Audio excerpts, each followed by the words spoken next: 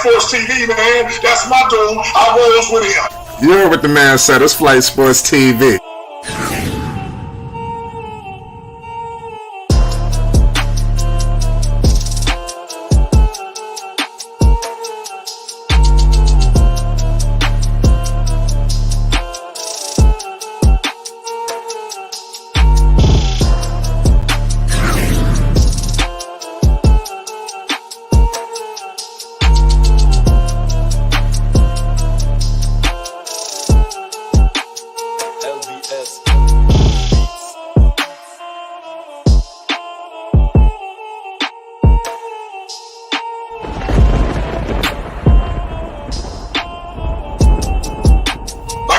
Flight Sports TV, that's where it's at. Flight Sports TV.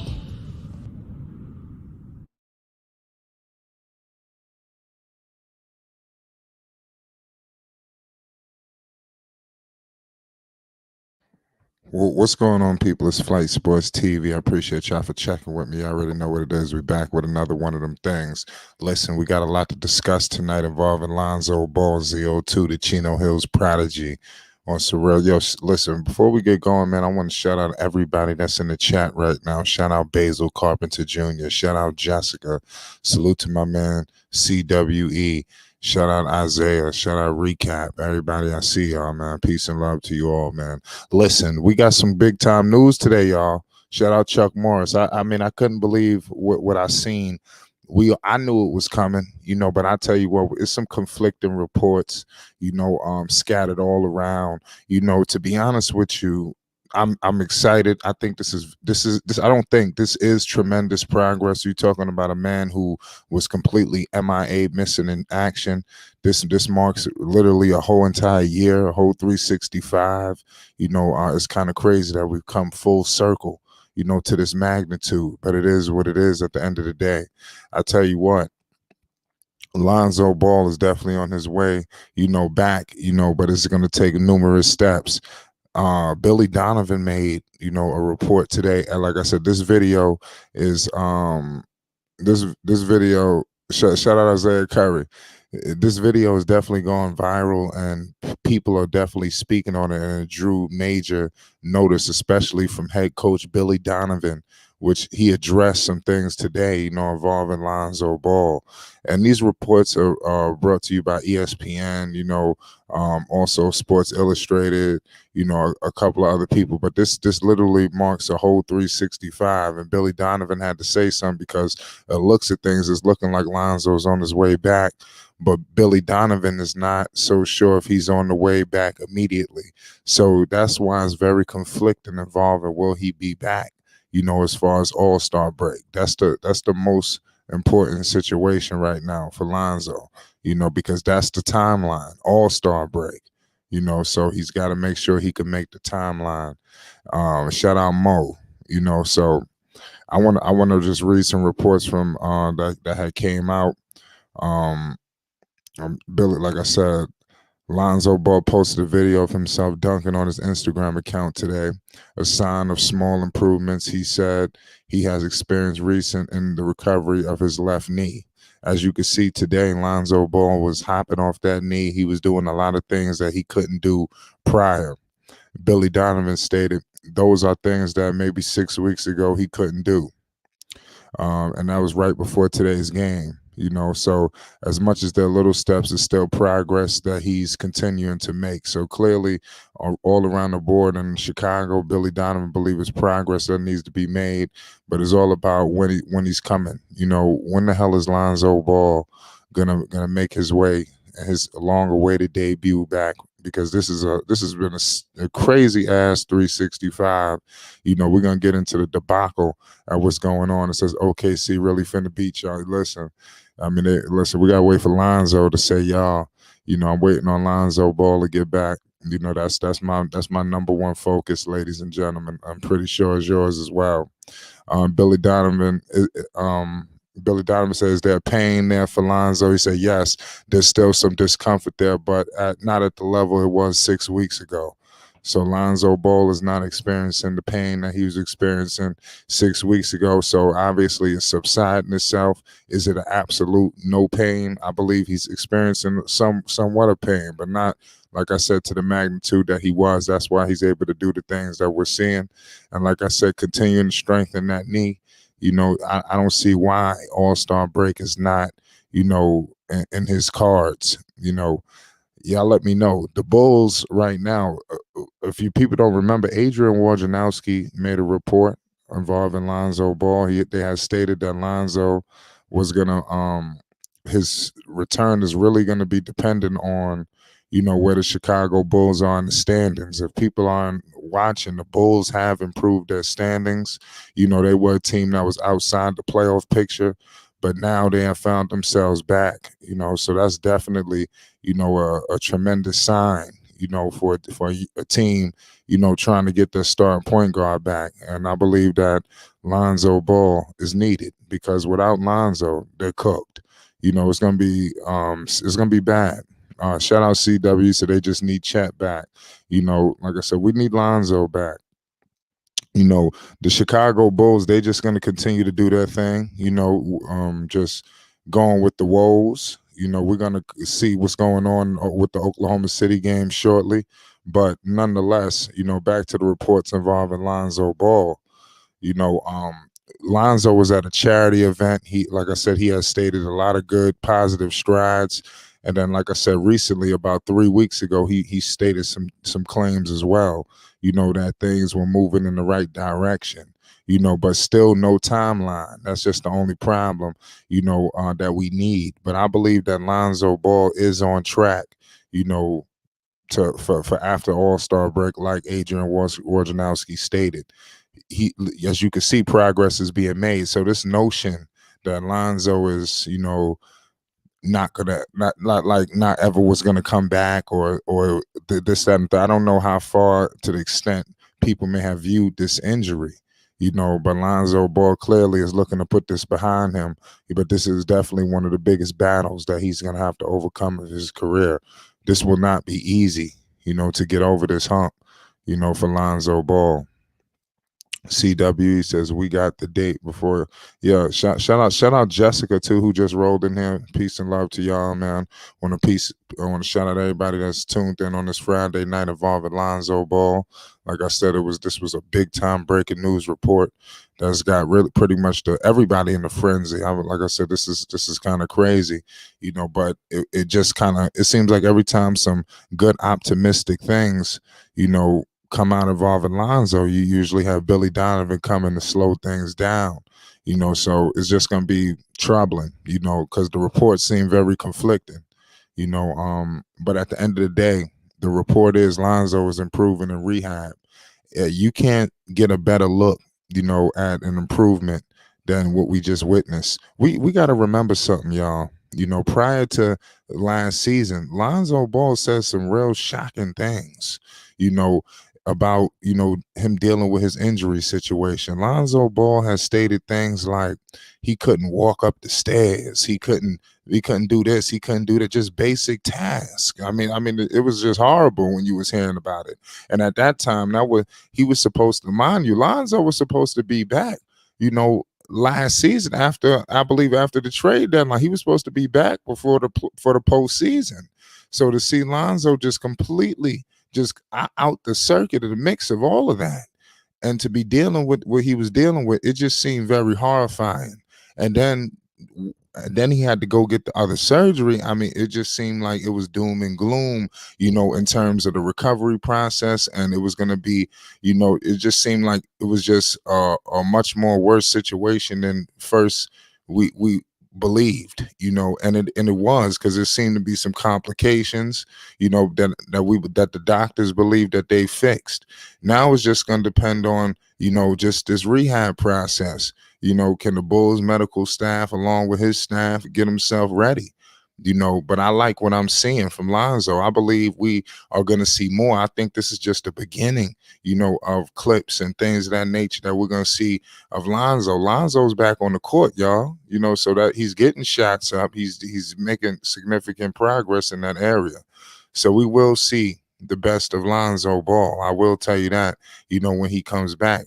He has been, I'm pretty sure he has been shooting. I don't know if he was jump shooting, but I'm telling you, he was getting shots up. That's what I could definitely tell you right now. And we're gonna see the best of Lonzo when he returns. I believe he's gonna step right into that role.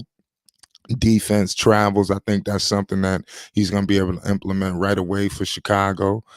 Things that they're lacking, especially when they're going up against these elite top point guards, that's needed. They're going to need a guy like Lonzo Ball to make sure things is right. You got guys like Shai Gilgeous, who they may be dealing with today. The next day they could be dealing with, Damian Lillard. So, I mean, you need this guy, present in order to get their stuff situated. The Chicago Bulls tonight, without Lonzo, this is very significant because if the Bulls are not in the right situation in terms of standings, that affects Lonzo Ball's return. So we have to monitor what's happening. And the Chicago Bulls lost tonight at home to the Oklahoma City Thunder, which wasn't a good look, to say the least. They got carved up tonight. Williams had himself a good game. Shai Gilgeous had himself a good game. Shai had 21, 5, and 6. So these are things that, Chicago's going to need to clear up. Tonight, Zach LaVine, put up good numbers. He had himself 25 points, 6 rebounds, 5 assists. So they did the best that they could. They're shorthanded right now, Chicago. Io DeSumo, did his thing, so they need more help. They need reinforcements, and they need an injection of life. Not only does Lonzo Ball, in fact, playing, but he would infect the psyche of all of the players. I think this is what the team needs. They need him back on the floor just to get some extra life going, because the Bulls just have been moving very lifeless this season. It seems like Chicago has completely picked up where they have left off from when Lonzo got hurt of the first time. If you remember, the Bulls went on a gradual decline. I'm telling you, if it was any more games left, the Bulls would have been in the play-in last year. The Bulls are scheduled, if any event, to be in the play-in if they were to make the postseason at all. So these are things you must look out for the Chicago Bulls. It's just a troubling situation. Billy Donovan has to try to steer this ship. You got a team like OKC coming to your house. I don't give a damn who the hell is out there. You have to take care of that team, and that I put that on the shoulders of Billy Donovan as well. He's not exempt from none of this, so they got to steer this ship correctly in order to get the Lonzo Ball back, because if the Bulls are out the mix, Lonzo's not coming back this season.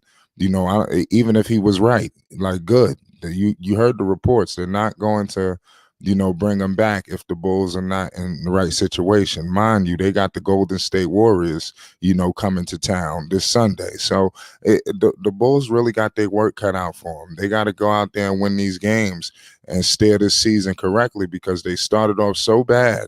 They put themselves in such a hole. They got to fight the hell out to get out. And it's crazy. And these, I don't know if they got the right personnel to get it done.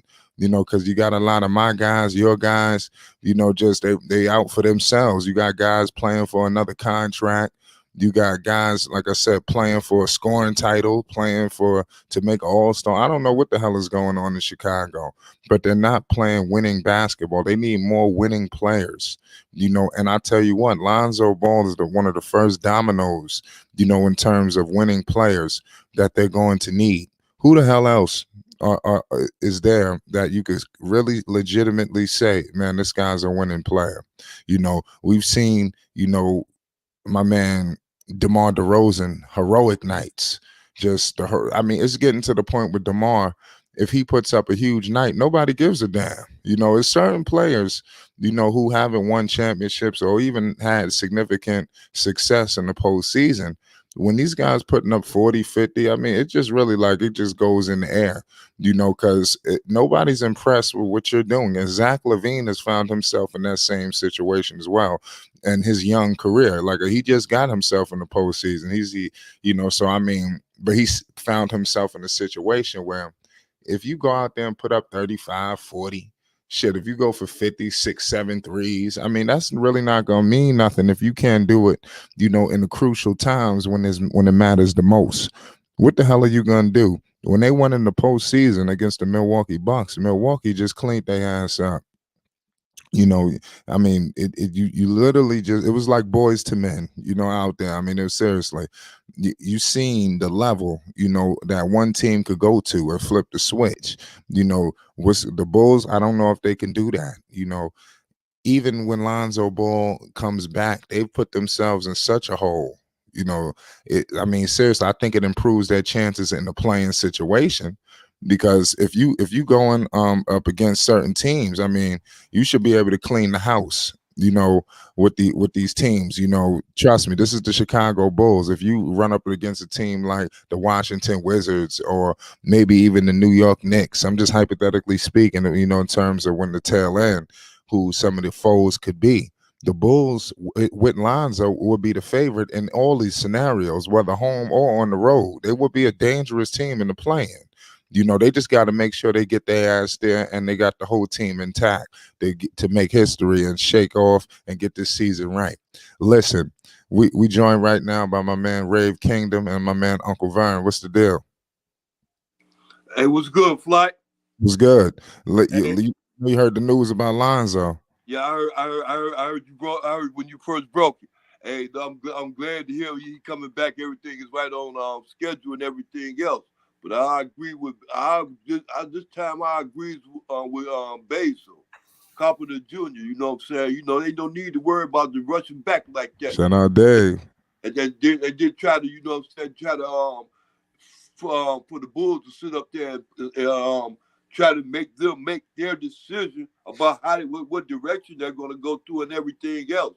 Because really what they're doing is waiting on Zoe to come back so they can make that decision when they should be trying to make changes within that lineup anyway, but they don't do that though. So that goes without saying. But yeah, I want Zoe to come back. I want him to come back fast, Flight. But I want him to be just like LeBron said. I want him to be real careful and real mindful on his way back, because they try to rush people back so they can make their decisions about the future. But when they made the decision about the future, when they rehired that, when they extended that bums for a coach contract, they made their decision. And this decision ain't riding with Zoe like that. His decision ain't putting the ball in Zoe's hand. I'm sorry, like back. My bad. Rave, you good? I don't know who Mike that was. No, shout out Rave Kingdom. But yeah, Flight. I'm kind of typical. I'm kind of leery about that. You know what I'm saying? That organization, that Bull organization. Excuse me, Flight, but they better watch it. We're gonna keep an eye on the Bulls. Yeah. Shout out my man Dave James too, just popping up, man. Shout out. You already know what it is. ZO2. ZO2 on the way. Shout out my man Anthony too. I see New York City just rolled in the building. Shout out to everybody all around the world that's tuned in and rocking with us, man. ZO2 is on the way. We got Rave Kingdom live with us tonight, man. What's the deal, man? I know you heard the breaking news involving Lonzo Ball. What was your thoughts when you seen the footage? Talk to us on what's going on. Shout out to you too. No, first off, I did see the post. I did hear the news, so it was a good thing. For me, it was a good time to let people be known that the ZO2 supporters is not gone. We knew this. We knew that he was going to fight back throughout the doubts and stuff. Me specifically, nothing. I just want to clear up. Nothing ever changed.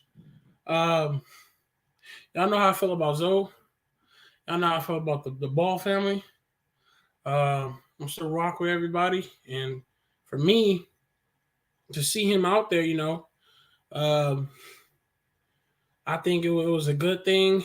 And for me, I want to let y'all know that Zoe has so much leverage in this, because you see his worth now.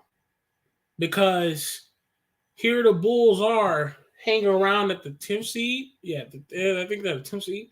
They're at the 10th seed right now. And he is so far, not that he don't want to be on the court, but him not being on the court, you can see how much this team really needs him.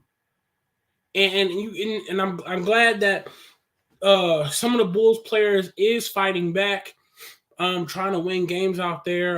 DeMar, Zach, they got a couple games where they had like 40 each. You know what I'm saying? I think Zach came out with a big scoring game before. But you gotta understand, it still shows it's still not enough.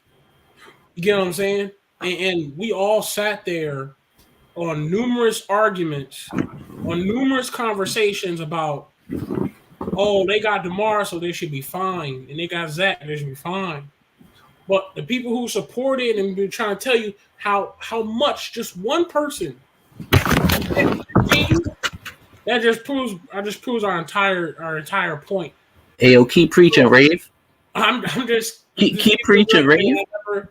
Hey, I'm just letting everybody know the Rico. Yo, what up, Blake? Shout out King C. And my last thing is, man, for the haters that's out there still, just know, I know you feel bad about this post. I know it hurt. I know you feel sick because y'all, I know there was multiple haters trying to find a way to shout out King C. Oh my God, they don't need Zoe. Zoe is not doing this. Zoe ain't trying. No, the man is working. You see it. The man is on the treadmill running. He is jumping on one leg. All of that. You saw he's working his best to come back. It does suck that that he had this injury. We had to wait for this. But let me tell y'all something.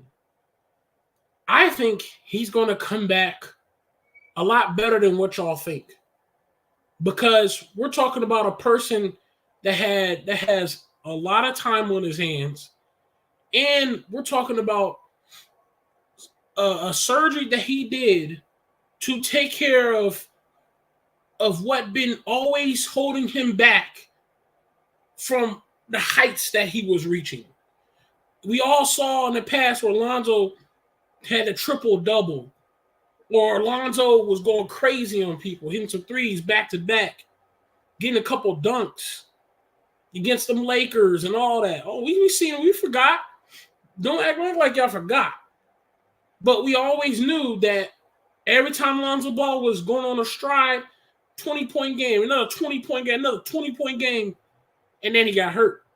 But it comes from that same nagging little bullshit, and it is now gone. I repeat, it is now gone. So y'all keep sitting comfortable, keep thinking. ZO2. Yes, sir. I'm telling y'all, watch out. ZO2 gonna come back strong, man. Nah, that's facts, man. No question about that.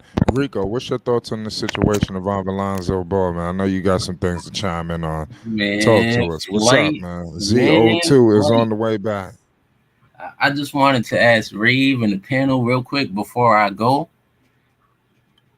We have watched the DeMar DeRozan point guard experiment for the past season. I need a A, a B minus, a C, a F. What do y'all call this? Don't preach. Please don't preach. What do we? Nah, man. They said they didn't need Lonzo to run point guard. They had DeMar running point guard. Is this a B plus? Right. What is this? A D? Hey, you know, I'm gonna tell you something. I agree with you. See, this is what I was saying at first. Don't right? preach. They still gonna come back with that same old thing they left off with. Donovan ain't gonna be, man. Dude he ain't gonna change that routine. He can't change that routine unless he put the ball in Zoe's hand. You understand me? Unless Zoe can't come back out for injury and start picking up and be the best defensive player out there, that ain't happening. So fact. What kind of change is gonna be? So okay, he ain't gonna come back off no injury and be all that like that. It don't work like that. What you gonna do? Put the ball in his hand now? That's what he asking. That's what I'm asking too. Mm-hmm. And it is funny it's funny because we all told y'all this was a bad brand of basketball. But because they still was winning, because DeMar DeRozan was dropping 45 and 50, and Lonzo was locking shit up at the perimeter, Zach LaVine got his little snap here and there, and it was at the top 5 seed, top 6 seed, top 2 seed. And because they was winning, Rave, I can't hear you. What is that? Why they was winning. Yo, Rave, what do we call that? It's not a good brand of basketball. Shout out Coffee. You see Rave, what's going on, Coffee. Big shout out Coffee. Rave, what did we say that was last season? We called that what? I can't hear it. We called those 2K shots, right? We said those are the 2K shots. DeMar DeRozan was hitting these 2K shots. The ones that we can't say, hey, yo, that's a bad shot just because it went in. I'm bugging. Well, that's what he's been doing all year. We saw that man DeMar DeRozan pull up on 5 people and didn't pass the ball. 2K shots. Don't act like we didn't see these guys act like they didn't want to pass the ball. Don't want to play defense. Okay. All right, so we're not bugging, right? And when we try to explain to y'all how important 0-2 is to the team, oh man, nah, that ain't true. They're winning. No, what does 0-2 bring? He only scores 12 points a game. Y'all sound right? up. Right? What does he bring? He only scores 12 points a game. He brings everything.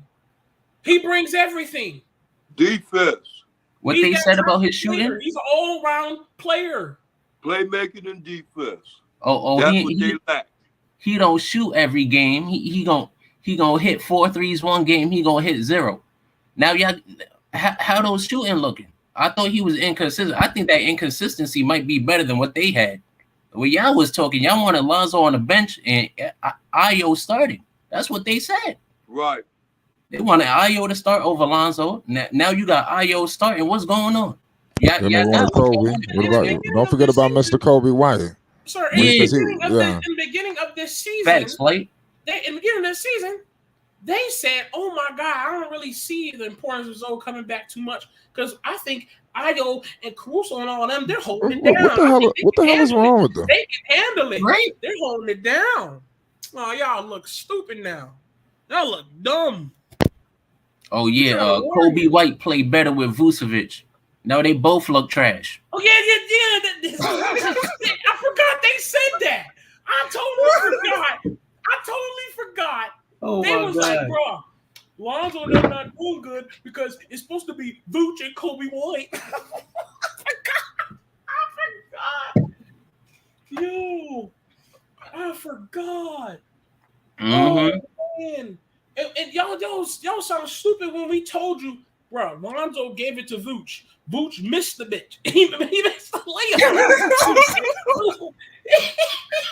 You were like, bro. They need to upgrade at that position. Like last year. Oh, bro. Lonzo's standing in the corner waving his hands past the ball. DeMar DeRozan did a whole triple fadeaway air ball. You gotta stop this, man. Over 2 or 3 people. Over 2-3 people, man. How did Andre Drummond pan out? Is Andre Drummond working? Anyone saw that? I think Drummond comes in 1 play a game. I forgot. How much minutes does Drummond even get? I don't know, bro. I don't know what's going on. 1 play a game. I gotta look at this here. I forgot. And he's supposed to be like the fucking rim protector. You got Andre Drummond as the shot blocker. He's supposed to guy that's supposed to be guarding Giannis. I'm like, yo, wait a minute. That's who you bring in?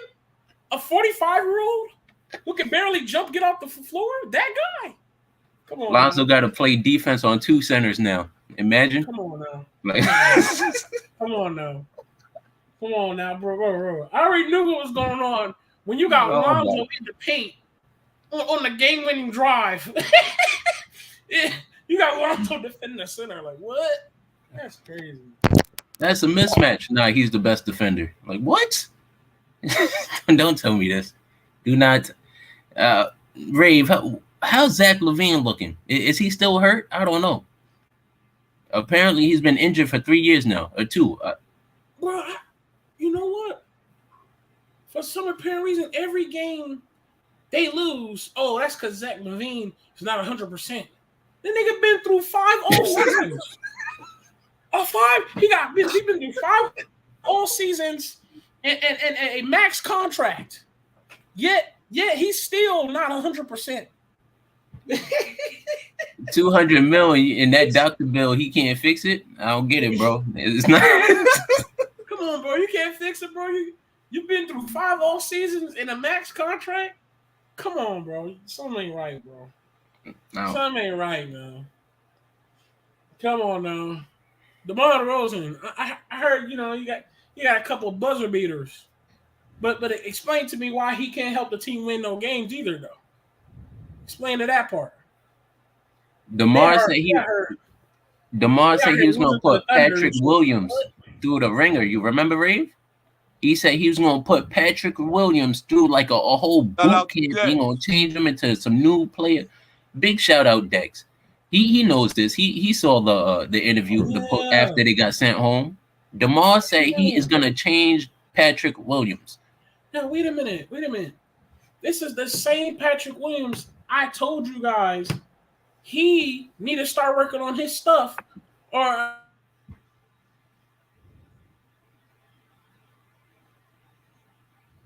you good, Ray? You good?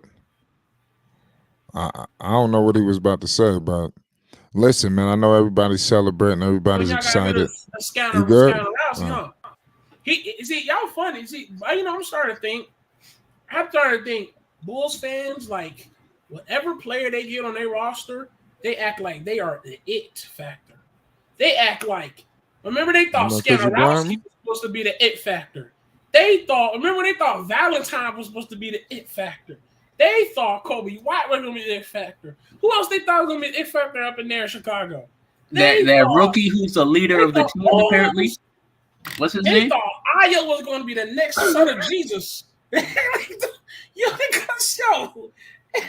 It's not Dyson Daniels. It's the other one. Dyson Daniels plays for the Pelicans. Listen to me. He want to be Lonzo. Listen to me. Y'all in this chat, y'all in this panel, y'all can correct me if I'm wrong. Hey, Ray. I ain't gonna correct you, Ray, but I want to ask you a question. Hey, Flight, what hat is that Lonzo wearing on your thing right here you did 5 hours ago? What kind of hat? What the hat say? What the hat say, Flight?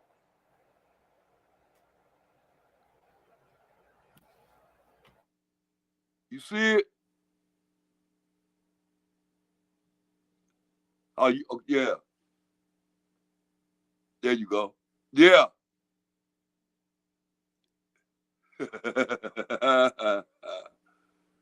What the hat say, Flight? You see it?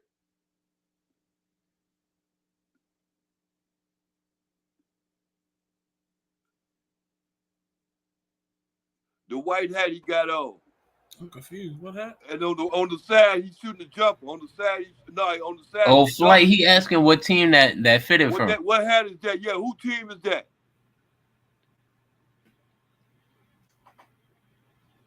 What the hat say? Don't it say CU? Nah. Oh, I think Flight busy. He doing something. Hey, if y'all don't see it, y'all look at that hat. The whole time my shit was on mute. My fault. I heard everything you said. It says childhood varsity or some shit childhood visionary. Oh, okay, that's what that is. Yeah, that's like some kind of next hat. It's not. I thought it was Chicago Bulls or Chino Hills, but it's something else. Oh, okay. I thought it was too. My bad. I was just asking you, Fly. I wanted to make sure because I'm sitting right here looking at it. Right. I know it don't say BBB. Nope. My bad, Fly. Y'all go ahead. I'm sorry for this. No, you're fine. You're fine, Covern. Look, let me keep it 1,000, man. Let me keep 1,000. With this Chicago Bulls roster, we all had. Let me not say all. The opposite versions of Chicago Bulls fans had an issue with this roster. All of Chicago Bulls fans act like they have the roster there's no need to be changing the roster. If anybody remembers, during the free agency, right? During the free agency, I remember blankly saying, I said, look, these power forwards and centers is getting picked up. Who are we going to do to replace? I mean, who are we going to do to like get a center or something? Yup. And we picked up Tony Bradley. Do you remember that, Rico? Oh yeah. And everybody was like, bro, no, what you talking about? Tony Bradley is like that guy. I said, are you serious? Rave, the specific Tony conversation was backup for years. Rave. You said we need someone to guard Giannis or Joel Embiid. They said Tony Bradley. They said out of control, dog. They said Tony Bradley. Oh, that is crazy. Bro, and then we're gonna need more. Bro. And then after Tony Bradley, shout out my man JP. Tony Bradley, they draft a guy named Marko Sambanovic. What was his name? What was his name? They made Marco gain like 40 pounds of muscle just to send him back to the G League. Bro, just to send him right back. Yo. Bro, hey man, bro, took him right back, bro. That is crazy, dog. Oh my God. And they be saying Marco got a game too. That's the crazy part. They say he got a nice bag. He got a jump shot. He can do all that. Now, but he in the G League. Check this out. Y'all can correct me if I'm wrong. And the chat can too. Did I not say Bull or someone like that? Mm-hmm. Did not say like, if not Bull, Miles Turner. What's his name? Miles Turner. I said, not Turner. Let's say, what's that cat? Mo Bamba, yes. I know Mo Bamba ain't been the greatest, but he'll do better than what the hell we got right now. Mm-hmm. I'll take him over Vooch. I ain't gonna lie. I don't care. And I said, Bo, bro. I said, Bo, look at what Bo can do on the Nuggets. I saw it. I'm like, hold up. That's a 7'2" guy that can dribble, that can shoot, and he's long and shifty, and he's the son of a legend. Now look at Bo now. I bet you Chicago Bulls wish they had a Bo now. That's a fact. Now I'm gonna spit some facts now. Watch this. What did I say about the Warriors? Hold on. You see, Rave Kingdom. Let me tell you something. Let me tell you a little secret. Rave Kingdom's takes is not the greatest at first, but I know later it's gonna hit them.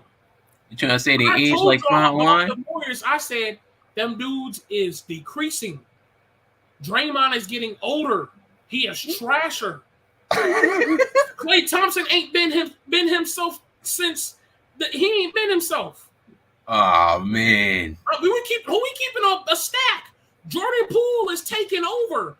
I said you better start using these young bucks on the Warriors and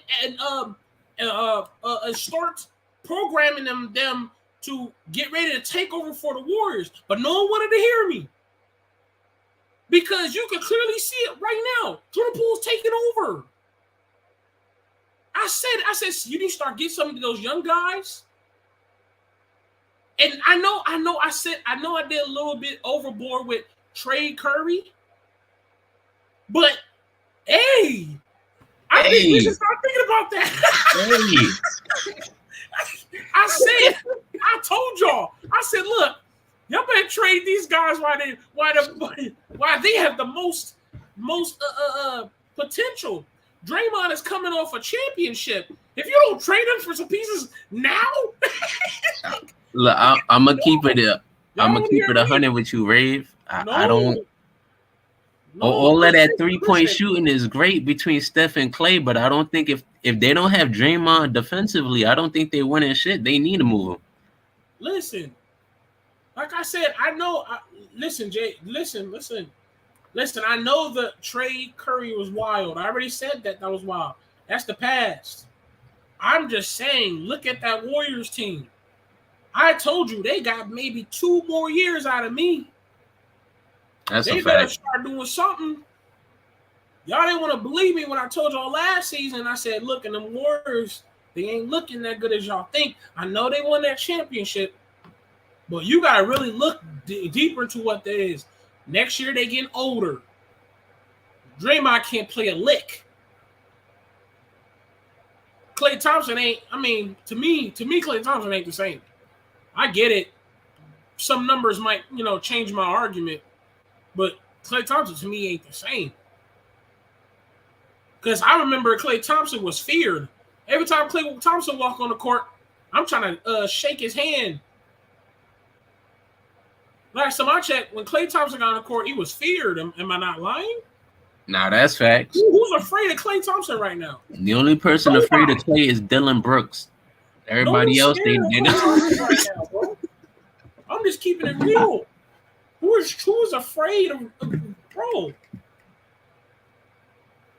Wait, let me address the chat. JP, he said they gonna trade the young players for another star. If you do that, then you definitely only have like 2-3 years.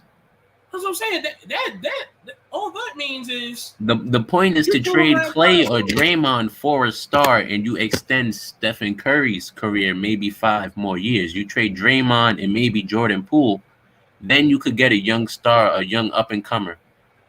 But if you don't and you stick with these 3, you definitely have about 2 years. That's it. I remember saying it pure point blank. I said, I swear to God, watch the Warriors in the next 2 years, bro. Everybody's like, nah, man. I'm telling you.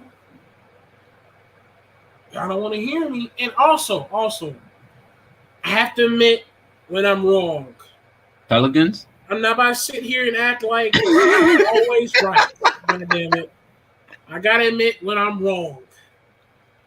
Shout out to the New Orleans Pelicans. Yeah. Shout out to them. I was wrong. And to be fair, some of that has to do with the fact that Zion is playing out of his mind. So, in fairness, Zion is doing his thing, okay? But I was wrong. In fairness, when I was talking all this ish about the Pelicans, remember I was saying a lot of it when David Griffin was tripping. Am I wrong? Am I wrong? Yeah, you had a lot of David Griffin doubts. I'm not gonna lie. David Griffin started fixing some things. He got him a solid black coach that can vibe with the team and correct them and game plan and make adjustments. And tell him to fight. I'm saying right. hey, that dude. Listen, that dude got them players motivated to go hike Mount Everest, man. God, I don't know what it is. Every game, they look like they ready to bite somebody's leg, and everybody's chilling. Like chilling. He got them players playing like crickets. Run through a wall for Willie Green. They're the only people I've seen like just playing their hearts out every game. Like chill. Yeah, right. Hey yo, it's January 3rd, bro. Chill out. He got Zion eyeballing everybody, jumping on everybody's back every game. Hey, I gotta give it to him. That's a fact. Like I said, y'all gotta remember I was talking that ish when things was not doing good. But man, I mean, they got the fans coming. Every seat is packed. The beignets is cooked. Yo, Zion didn't gain weight yet. We're still waiting for him to gain weight, but he hasn't yet. I mean, they doing their thing. So I gotta admit when I'm wrong, bro. You know what I'm saying? Yeah, B.I. missed games, but it don't really matter. B.I. missing games, it don't matter because he know his team is playing out the woo-wah. His team is balling right now. Yeah, I'll be honest about that. Basil, I don't know if Bi is actually like hurt.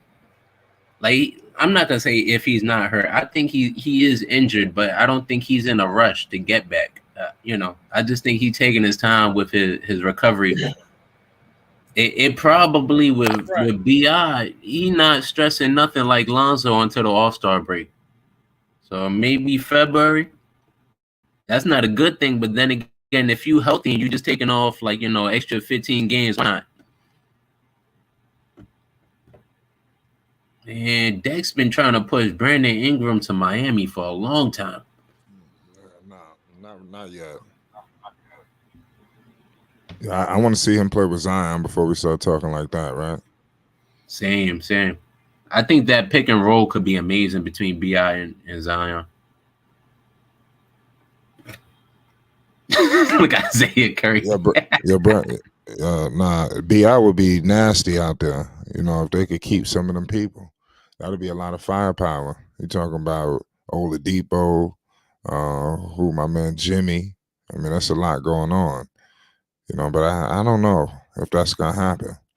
They traded dude for what's the name? They traded him. That's for Anthony Davis. That's the centerpiece in the AD trade. I think you got to hold on to him if it makes sense. I know Zion is just overcast, but I mean, the better players you have. This dude was an all-star, man. I think he's a dangerous player. I think he's dangerous, man. I like him in New Orleans. He played good under Willie too. They should see what's going on. But if they could get something crazy, yeah, go for it. But I'll hold on to all my pieces.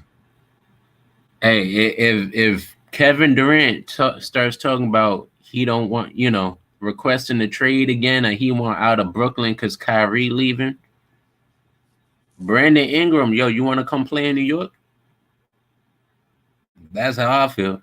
I send Brandon Ingram for KD any day. I make a package, put Bi with Zion and CJ. Yeah, that look good.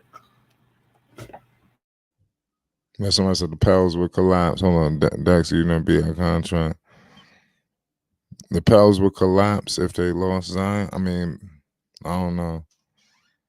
The Pelicans, they doing their thing. I don't know about a collapse. I think with Zion Williamson, I think he kind of does help facilitate a trade like that. So if you were to let go of Bi, you got Zion. So I mean, he's really the face of the franchise. But Brandon, we never really got a chance for them two really to go up with each other because they both have been hurt.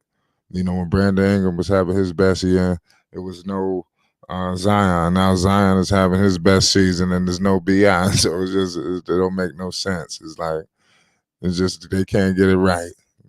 I can't wait to see how it looks, when everything gets in order though.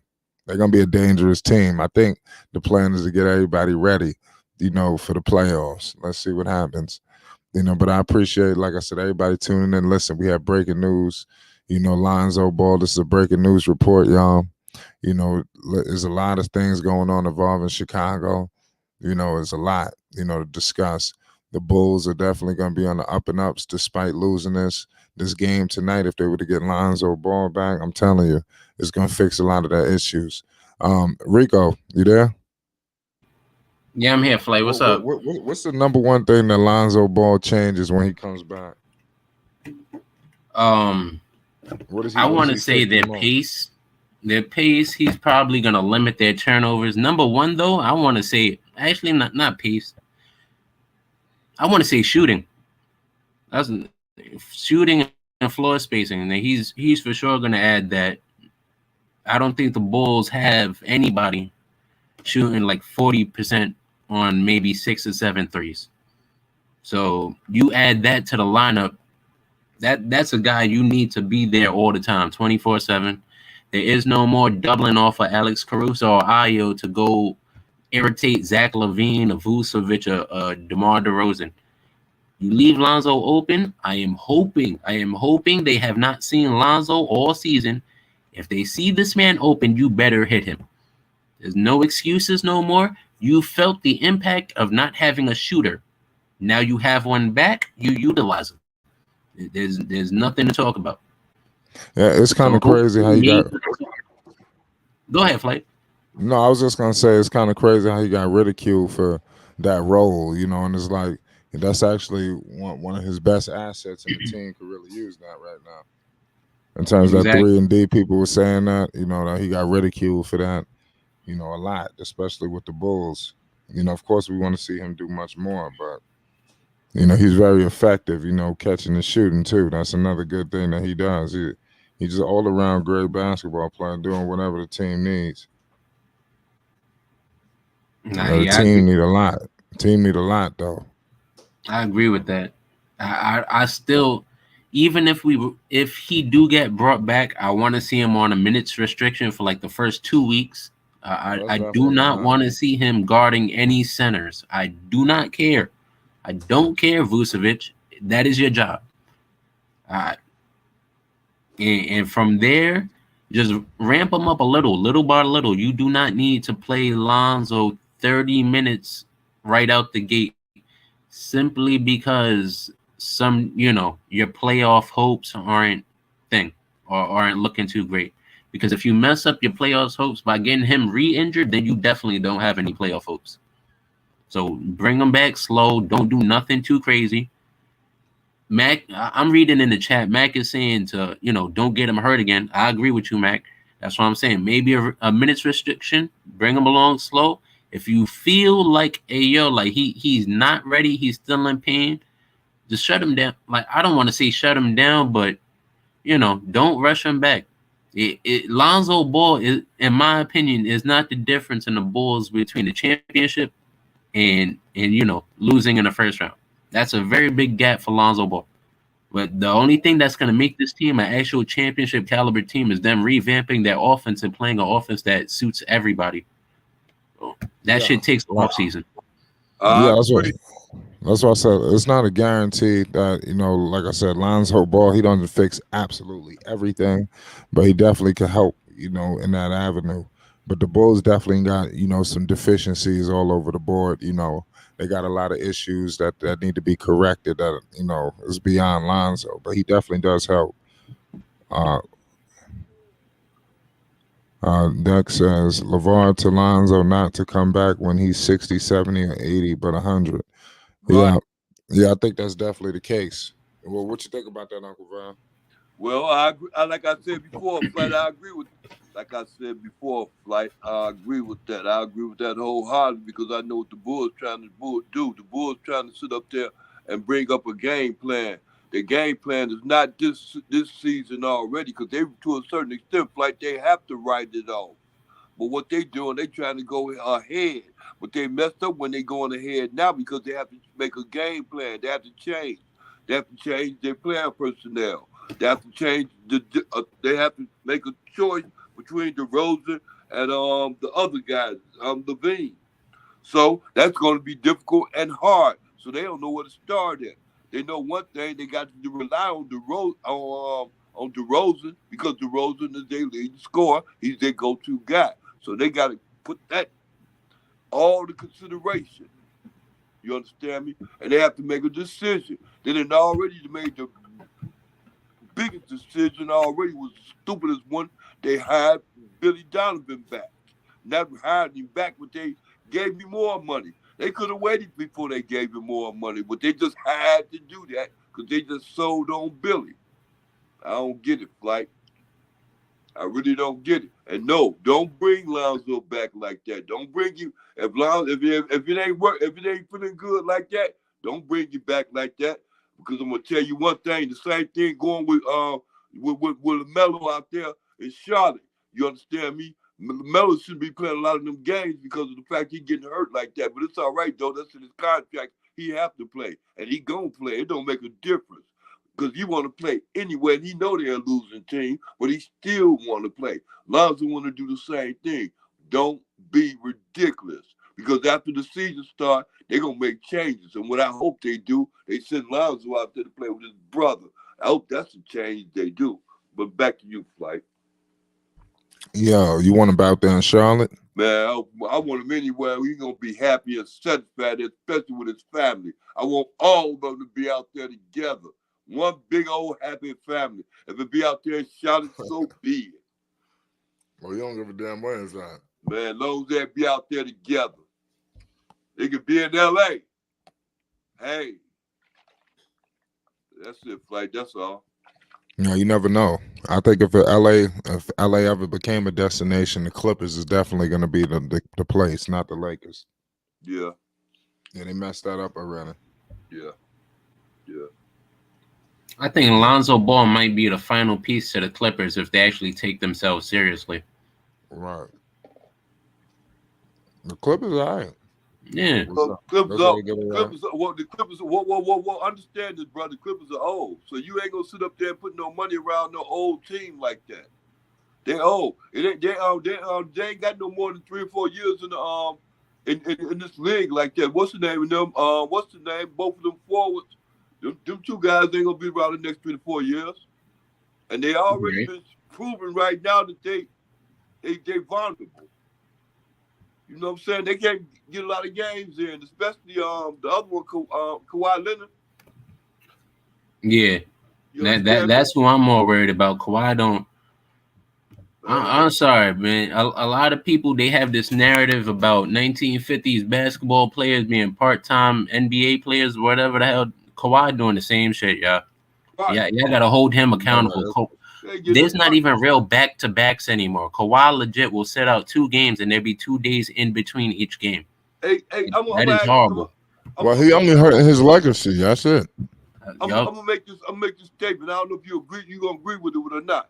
But I'm gonna tell you something. You know what happened to Kawhi? Well, Luka came, man, took all the fight out of him. He already realized that him being out there in the West, he ain't gonna have no answer for Luka. He already realized he ain't gonna be able to get past Luka like that. I think he, to a certain extent, I think he's scared of him. I think they past respecting him. I think he's scared of him. It's like with a fighter. It's like with a fighter, and that fighter takes all your heart away from you. And I think that's what Luka did to him. Luka proved to him that he can get Kawhi anytime in any game. He proved that during the season, during the what's-the-name season last season. When during the season before last, when Luka came out and gave the Clippers the business. He realized he got all the Luka respect then. He realized Luka's that guy, and he ain't. I think that's what his problem is. So he can care less about it whether he come back strong or not.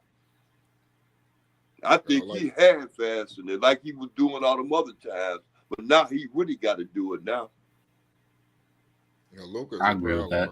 Because he coming back playing periodically. You know what I'm saying? If you come back playing periodically, you come back play all the time. No, Kawhi's on every injury report. Every single one. Hey, you get it now, right?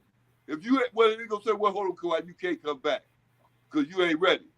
Well, no, let me just come back and just take it off. Let me just come back and just take it off. That's him. Let me just. You understand? Yup.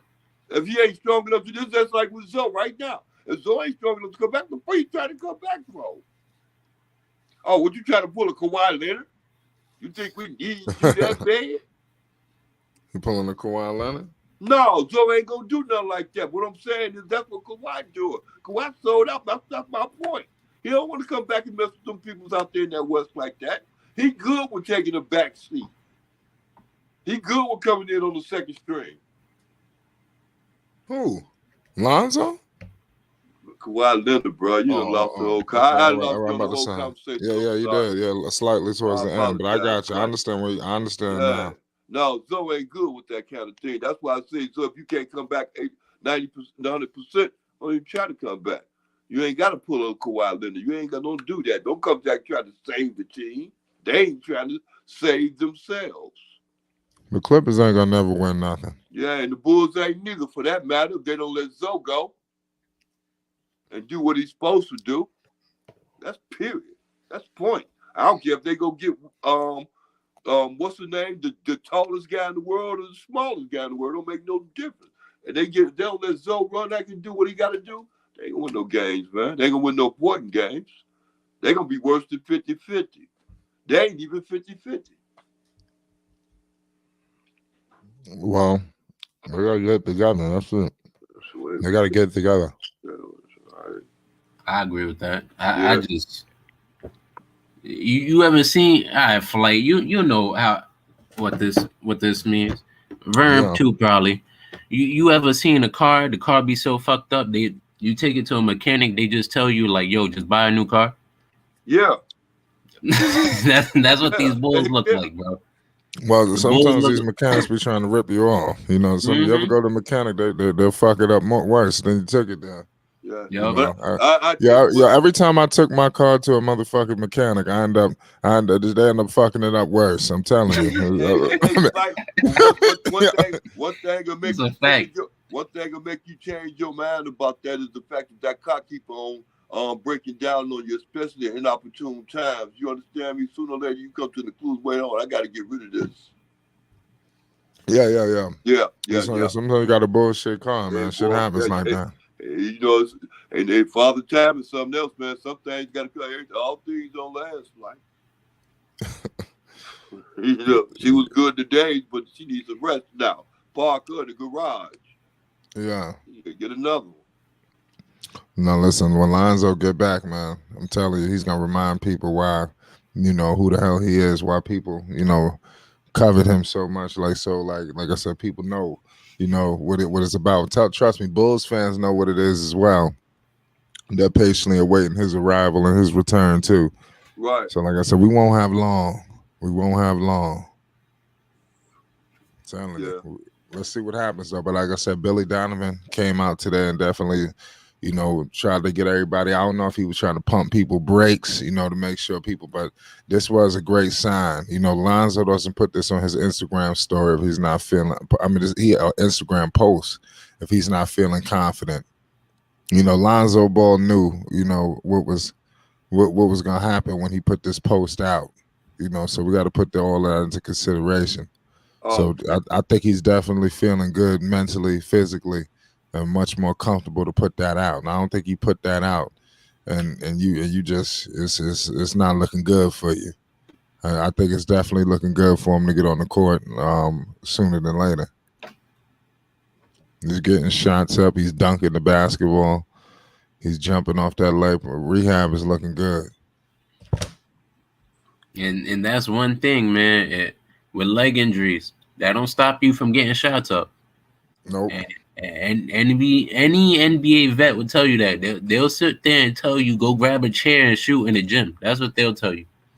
Just getting your shots up, getting that repetition, that's what you need. Yeah. That's all you gotta do. Just keep getting them shots up. Max says, when it comes to basketball, I'm a businessman, and when teams control my other entities, then I have only control of what they made, and I speak on what they're capable of from that, but it ain't my art. Yeah. I respect that.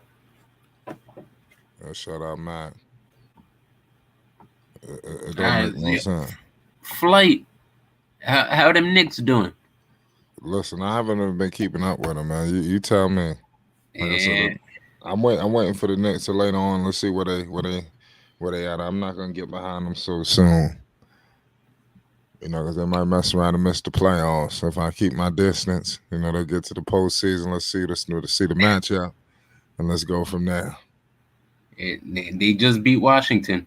Jalen Brunson had 34, 8 and 8. I know, but I've been hearing Brunson been going off. I haven't been catching their games. As much I need to. I'm in the same boat. Like I need to. I'm watching the Hornets. Like that. That's why I'm watching the Hornets games and Swarm, and I try to keep up with the Bulls here now. But the Hornets games is basically coming before the Knicks game. Hey, Flight. What's up? Hey, look here. Hey, you ain't been catching on to Deion Sanders, man. What he doing out there in Colorado yet, Flight? Yeah, I mean, he picking up a lot of recruits. Man, he picking up some dogs, man. He ain't picking up a lot of recruits, man. He picking up some dogs, man. He picking up some ones that coming in ready to play right now, man. He picking up. Lamont. Hey, Black, stop it. He causing problems out there in the world, man. I'm telling you, man. He's going to be a problem, right? Yeah, we're gonna do a live stream. He's gonna be a problem. All right. I'll leave it alone. I ain't gonna go there. Mo asked for the what about these Lakers? Is that Brown playing for that scoring record? Yes, he is. Yes, he is. I believe he's like 450 points or some shit off. Russell Westbrook and Thomas Bryant actually have built some chemistry. I like it. I'm not gonna lie. I do like the chemistry between Russ and Thomas Bryant. Russ has bought into that role that everybody killed him for and said he'd never do. So I think Russ needs some apologies from everybody, me, myself as well. I do apologize, Russ, for the slander. What else? Thomas Bryant. Thomas Bryant has a nice touch around the rim. I'm sorry, guys. You don't see too many centers shooting floaters. But Thomas Bryant got that one down pat. He's just not too great defensively. But then again, no one on the Lakers is. We know whose job it is to hold up on the defensive end, and he's not there right now. So, until Street Clothes decides to put on a Lakers uniform for once in his life, we can only expect so much. Yes, Basil, the Lakers most likely will miss the playoffs, and I'm perfectly fine with that. That's where I'm ending. I'm perfectly fine with that. Well, you never know about the Lakers. I was shouting out the guy in the chat, Razak. I forgot you're a Laker fan. Yeah. The Lakers. Lakers gonna be in trouble. Yeah, man. Mo said he likes Schroeder. I like Schroeder too. I noticed very clearly Schroeder does not play well with LeBron. He doesn't. He's way better without him. He's a spark plug. So when he waits too much for the ball, you throw him off his own rhythm. But Anthony Davis' health is really what's going to tell whether or not how good we are. If he's healthy, of course we have championship aspirations. We might lose in the Western Conference Finals, maybe the second round. But, we still a good team if we're healthy. If we are not healthy, I do not have us making a play-in game. I do not have us making the playoffs. I'll be honest with you. 9th and 10th seed, I don't even want to try it. Damn. It should be all right, though. Your Lakers, they got a lot to work on, man. They need a lot of things. It's crazy that they got so much talent and suffering like this. Mm-hmm. Things just not working. I think that just goes to show, Flight, that is more when we build in teams before the season. A lot of people do this. They analyze the names on a paper, the names on a screen, whatever you're looking at, your laptop, your phone, a newspaper. I don't know. Whatever y'all looking at, stop looking at the names. Start doing some research on these players and go with what you guys know already. If you know these players don't really mesh well, and you look at their play styles and you have that feeling in yourself, do not be a fanboy and just give that person the benefit of the doubt. Just be skeptical until you proven otherwise. That's all I gotta say. No, it's facts. Shout out Basil. Shout out Isaiah. So 5 and 19 from the field. Who shot 5 and 19? Let me know. Zach LaVine, I think. Oh yeah, that's what I didn't look at this percentage. Yeah, the Bulls, man, that's one of their biggest problems. Lonzo could fix that, but like I said, these guys are the type of guys that when Lonzo get back, they could just be so dumb, and try to just continue their BS, so you don't know, Mm-hmm. We think Lonzo gonna come back, fix this, and this, but look, remember who his teammates are. At any given moment, they could say, "Hold on, wait a minute, I'm trying to go for 50 tonight." Let's close the door on them entirely. Like, we don't need you. We was winning without you. Were you? Right. No. I'm trying to average this amount of points. Mm-hmm. I want to average upwards of this amount. So you don't know what the hell you don't know what they're prioritizing. I don't know if it's all winning either, because they should have enough people on this team to be selfless, and get this thing, back to normal. So it's crazy. I think this team can't fix itself. I'm gonna say this too. I'm sorry. This new era of basketball we in, where prototypical pass first point guards aren't a thing no more. I don't think it's good for the league. I'll be honest with you. I do not like the fact that you got 5 people on the court at all times, and they all looking to score, and they've all been scoring since they were like they've all been averaging 30. I want to say since they were 14, 15 years old. So you get them to the league, you put 5 30-point per game scorers on the same team, and you tell one, all right, now your job is to play defense. Hey, bro, your job, stand here, stand still, and make this 3-pointer. That I don't know. I don't think the farming system is good. You know what I mean? Like the way they raising these players, like it looks good. It looks nice that your 12th man on the roster could do a hezzy step back 3, but is it really beneficial to the team? I don't think so. Yeah, saying Lamont. That's why I have Lonzo so high myself. Yeah, Lonzo definitely true. What ranking y'all? You just said it. What are you talking about? That's why he's on high regard. Yeah, that's facts. Max says you the fool because he older than Levine. Who you talking about? I don't know. Y'all having a crazy conversation in the chat. Y'all going at it. Shout out my man Mac in the building. Lonzo gonna come back and fix a lot of these problems that the Bulls are dealing with, but not all. You know, they can't fix the situation with Vucevic. You know, at times he could be a liability. You know, very slow-footed. You know, Lonzo don't fix that. You know, Lonzo don't fix, like I said, Zach LaVine and DeMar, your turn, my turn. It's almost like Allen Iverson and Carmelo Anthony back in Denver. You know, back in the days. That's how they used to play. So just not good form of basketball. Yes. And people don't know that, Flight. People don't know that about that Denver team. And Shout out my man Josh Jackson. Lonzo gonna be back soon. That's facts. Just wait on it. What'd you say, Rico? I said a lot of people don't know that about that Denver team. They, you know, from what I've been seeing recently, a lot of people been having these Allen Iverson discussions about him and where he ranks all time, and they hold it against AI that he wasn't really performing to what, you know, his standard over in Denver. But that's more evidence to fit mattering more than anything. You know what I mean? Yeah. If you put 2 guys who really believe that their job is on the team is to take 30 shots and average 30, put 2 of those, it's not going to work. And I feel like a lot of people hold that against AI, and we're watching that now between Zach and DeMar, in my opinion. Watching 2 guys who really believe that they should lead their team in scoring every night. I don't think they understand that they have to defer to each other so they both can get better. I agree with that. Basil said the Bulls season going to be over by the time Zoe back. They will be too far back, but still give Zoe reps if he needs reps. That is true. I mean, I think no matter what, I think Lonzo should come back. You know, I remember it was a situation where I know it's a different player, but Paul George, he a different injury too. He had broke his leg, you know, and he came back towards the tail end of that season. He wasn't the best, but he came back, you know, and then he went through the whole offseason, full training camp, and he was Paul George that very next season.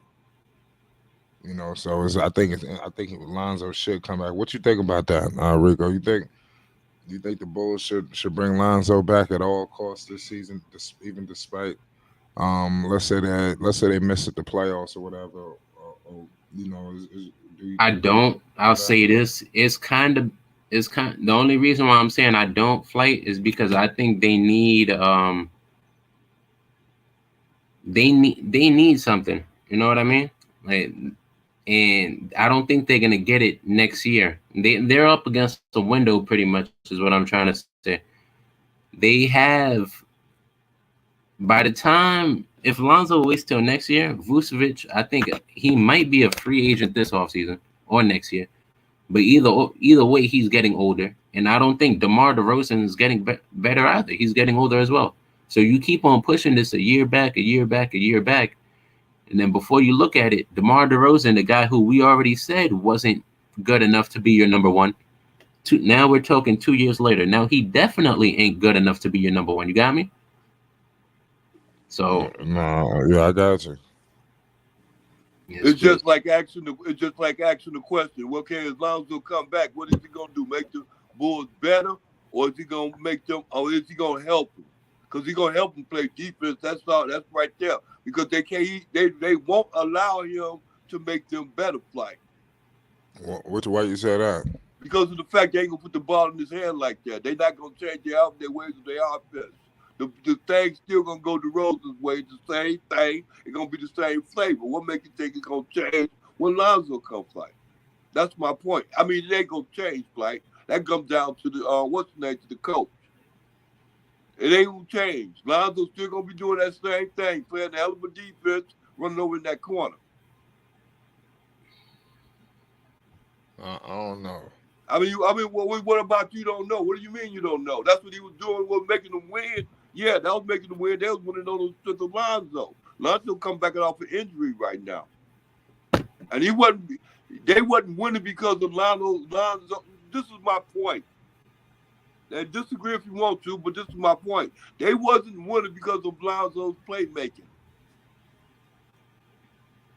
Lonzo, you're right about that. Lonzo couldn't really affect the game to his ability. At the playmaking level, no. But I definitely say they were winning because of his defense. That's apparent. Thank you. And he coming off injury. What make you think he gonna be holding them beat now? And his shooting. Don't forget about that game one out there at the Barclays. You right. That too. Running over in that corner. He said he running over in that corner. In that corner, he got that from the Pelicans. One of the best things they gave him was the reason to go over there and get that over there in that corner. That's it. That's what he do. But it ain't nothing wrong with that. But I'm saying he ain't gonna be the challenge. I mean, hold on, wait a second. He does more than just that. I mean, that's one thing that he does well. But that is something that they used him a lot in. And the best thing he do, the Bulls don't utilize that. That's my point. Right. Now, how we gonna get past that point? No, I agree the with best that. thing he do is play make.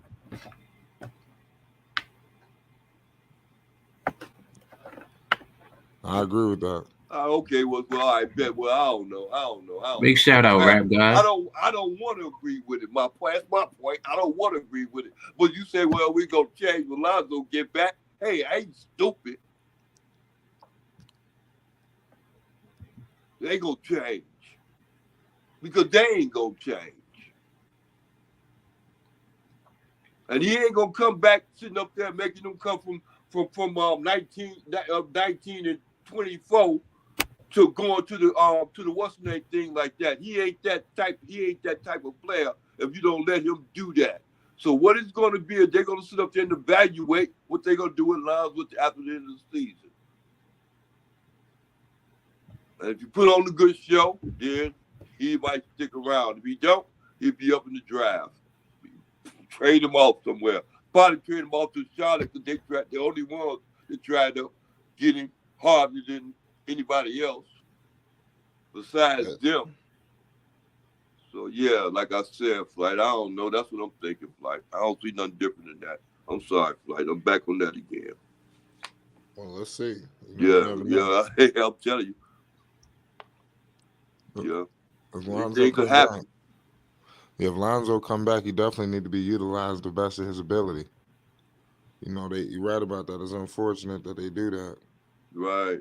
And like Rico just said, you know what I'm saying? Look here, Lonzo, he might be the best defensive player on the team, but he ain't the best defensive player in the league. He ain't that good. He gonna bring them back from mediocrity, whatever the name of the word is. Yeah, he ain't that good. I'm sorry. Unless you allow him to be good, and they don't do that, Flight. They ain't gonna do that. They can't. Lonzo gonna come back and make it better for the team. Gonna make it better for DeRozan and Zach LaVine. So that way, you know what I'm saying, they got somebody to help pick up their man. Because the rest of them ain't doing it. So, yeah. I mean, we'll have to see about that. Oh, yeah. Like I said, the Bulls, they got to figure it out. And then don't forget about Billy Donovan. He got to make it all work. Right. So, don't know if they got the right guy in that area either. Right. Flight, you think he makes it past? You think he makes it to next season, Billy Donovan? I don't. I don't think so. It depends on how they finish. I mean, I don't see why would you do this, bring him back. You know what you're gonna get. I say you got to swing for the fences. These guys, they deals about to start coming up. I know. I don't know what they're gonna do with DeMar Lonzo. What, he gonna have like another 2 more years? Or, So I mean, you got to swing for the fences. Like I said, Zach LaVine. You don't know what's gonna happen with him. You got to bring somebody in here who could fix this. And I believe it's Mike D'Antoni. Because this is a awkward offense. You need an offensive guru to come in here to unlock this craziness that's going on. Where you got Zach LaVine and you got DeMar DeRozan. Somebody got to make this work. You can't just have anybody in there. You got to get somebody to make sure the system is running correctly. With these guys. What's up? Can I ask you a question? Look here. Okay, like what you just said, what you said. Why don't you take what's the name out of it? And instead of what's the name? Billy what you just said. What's the name? Mike D'Antoni. D'Antoni instead of D'Antoni. Why don't you just put him with instead of that coach, the New York Knicks coach? Him. Let him be the coach of the Chicago Bulls. That way he'll bring. You talking about? Listen, they're not letting it. They're not letting him go. That way you'll bring a defensive-minded person in. Billy Donovan is an offensive-minded person. That's his problem. No, you don't. No, you're not. Not to a level of a Mike D'Antoni. This is how he is. What he'll do is like what he had Westbrook and KD. What he had them together. What he do is just let them, just figure it out. And the same way he do it right now. He let them figure it out offensively. He ain't no offensive bad. He'll put it together, make him do it and get it like this, like he got a triangle or something, like a Phil Jackson. I'll let you figure it out. That's the thing. That's what's wrong with it now. They can't figure it out. Westbrook and him and KD didn't figure it out, and they ain't gonna figure it out. He getting paid for nothing. I can do that. Shout to Zion. I said, y'all figure it out. Just to be my money. You're gonna figure this shit out real good, huh? Figure shit out. He ain't figure shit out, Flight. And you know it, Flight. And you came, bro, you broke the news, and guess what? Billy Donovan got his contract extension. Well, I'm telling you, Flight, I was stupid. I was stupid, Flight. They did that shit. They did that under the table. Man, boy, I'm telling you. And Flight, the last time I heard some bad news like that coming out of Chicago was when they signed Jay Cutler's Flight. That was the worst damn of my life, Flight, when they signed it to all that money. Cutler. Man, boy, Flight, I'm telling you, they keep going that route. Was drag him. Why, Flight? I mean, why give Gordon Hayward $129 million? Because you want him to lead your team. Lead them where? They go with that money, man. I'm telling you. It's all right. They got money to throw away, Flag. I think they're insured. That's what it is. They're insured.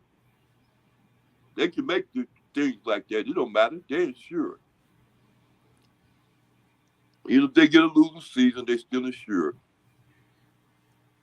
Yeah. Yeah.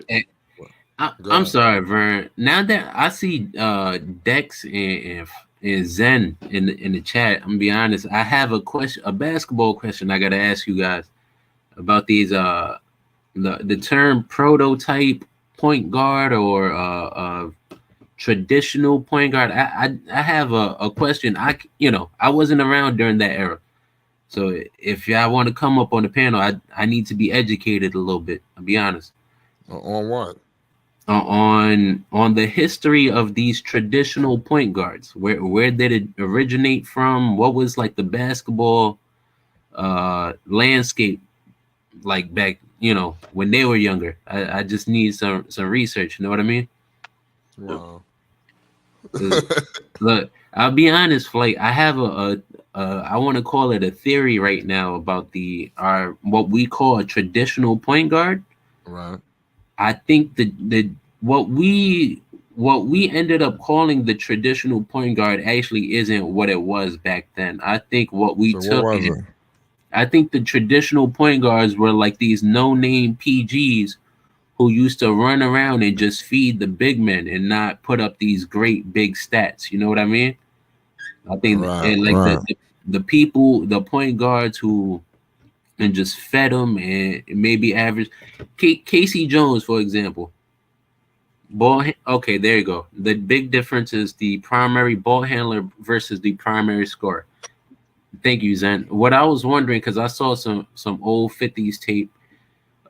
They was playing basketball, and what they was doing, Flight, believe it or not, they were playing like the Golden State Warriors.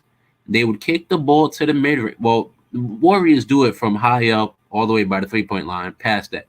But they were kicking the ball to, I want to say, a little above the free throw line.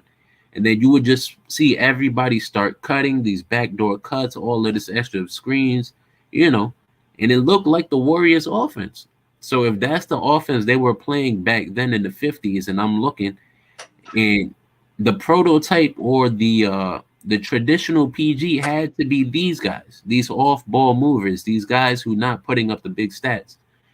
The superstar PGs, those were your Oscar Robertsons, those guys, your Jerry West, the guys averaging like 30 and 8. Those weren't the prototypes. Those weren't your traditional PGs, in my opinion. But like I said, I need to go back and do a little history, a little research myself. Because You're right. I think there might have been like a birth of a traditional, and then they might have came up with the combo guard around the same time. Once they started seeing like, all right, whoops, I guess our best scorer is also our best passer. So you know what? Now he's the combo guard. Now he's Oscar Robertson. Go out there and do everything you can. But if your best scorer was your center, then I think your prototype PG was just the guy who dribbled the ball up court, gave the ball to the center, and the center did whatever the fuck. Yeah. But, like I said, I need to do more research. Thank you, Zen. Well, that's crazy. So yeah, Chris Paul is a prototypical PG. When I was younger, Chris Paul was like I really liked his game. I was used to study his game when I was a kid, especially when he was with the New Orleans Hornets. I was like, he was when Chris Paul first came onto the scene, he was like everybody's favorite player. Like I was still in fucking school at this time. I don't know, was I middle school, high school? I forgot when it was, but I know everybody wanted to be like Chris Paul. Everybody wanted to play like him. I do remember. Well, Chris Paul had a little wave going on. Like he made people want to pass. When I was growing up, like a lot of people, all kids nowadays, everybody trying to shoot. Mm-hmm. Everybody want to be a shooter. When Mm-hmm. I was coming up, you took it to the paint, you passed the ball, passing was something. People wanted to pass. The word ball hogging was like, what the hell? Everybody want a ball hog today. Hey, Flight. What's up? Hey, I'm gonna tell you something. My favorite point guard in the league right now, I'm gonna tell you something. That's LaMelo. After he get through in the league, when it's all said and over with, Chris Paul gonna wish that he was just as good as that young man is, as far as scoring and as far as assists and everything else, as far as being an all-around guard like that, like Calrico just said. He was asking about that prototype guard. That LaMelo is a long way from being a prototype point guard, but I'm gonna tell you something. He's gonna be one of the best point guards that ever came around since Magic. I'm telling you, they thought it was gonna be Lonzo, but it's gonna be Melo the way I see it. Back to you, Flight. We're gonna find out. Yeah. I'll be honest. I like Melo though. I don't want to discredit Chris Paul. He's a different point guard, But go ahead, Rico. Well, he a different point guard, but he ain't on a different level though. See, that's what levels to this Flight. That's what I'm getting. I'm talking. Yeah, I was just talking about he's just a different. Be honest with you, Flight. Chris Paul ain't on the same level as LaMelo. I'm telling you, man, for real. You might see it because of the experience type thing. Chris Paul ain't gonna be able to reach the kind of experience that Melo gonna be getting. You got right already. Melo gonna be getting. He ain't got that kind of game. He don't. The rap guy said Chris Paul was my favorite point guard growing That's up. just my opinion. That's all. That's all. I'll be honest with you. I was more of a Darren Williams fan. I'll be 100% honest. D. Will used to kill. Oh, man. I didn't like Darren Williams, even when he was in Brooklyn or New Jersey. I wasn't a fan. I used to like him in Utah. I ain't gonna lie. I hated Carlos Boozer though, bro. I'll be honest. When he came to the Lakers, I wanted to shot. He had an ugly ass shot. Boozer shot was so ugly. Hey, but what about Derrick Rose? About that point guard go. What about Derrick Rose? What about him? Oh man, I saw Derrick Rose his MVP season in Philly. Yeah. He's not. You would consider him as being a prototypical point guard, but I'm just saying, it's just the fact that he can do everything. It's like when you just said though, Flight. It's like you just said it. Derrick Rose ain't a Chris Paul. You know what I'm saying? He to a certain extent, you can give me 10 Derrick Roses and you can give me just 4 or 5 Chris Paul. To be honest with you. So I have you all the time. Just do experience and know-how alone, not just ability. Because Chris Paul ain't got nowhere close to Derrick Rose's ability. Right. Just on know-how alone. Chris Paul got a long ways to go as far as being good in this NBA flight.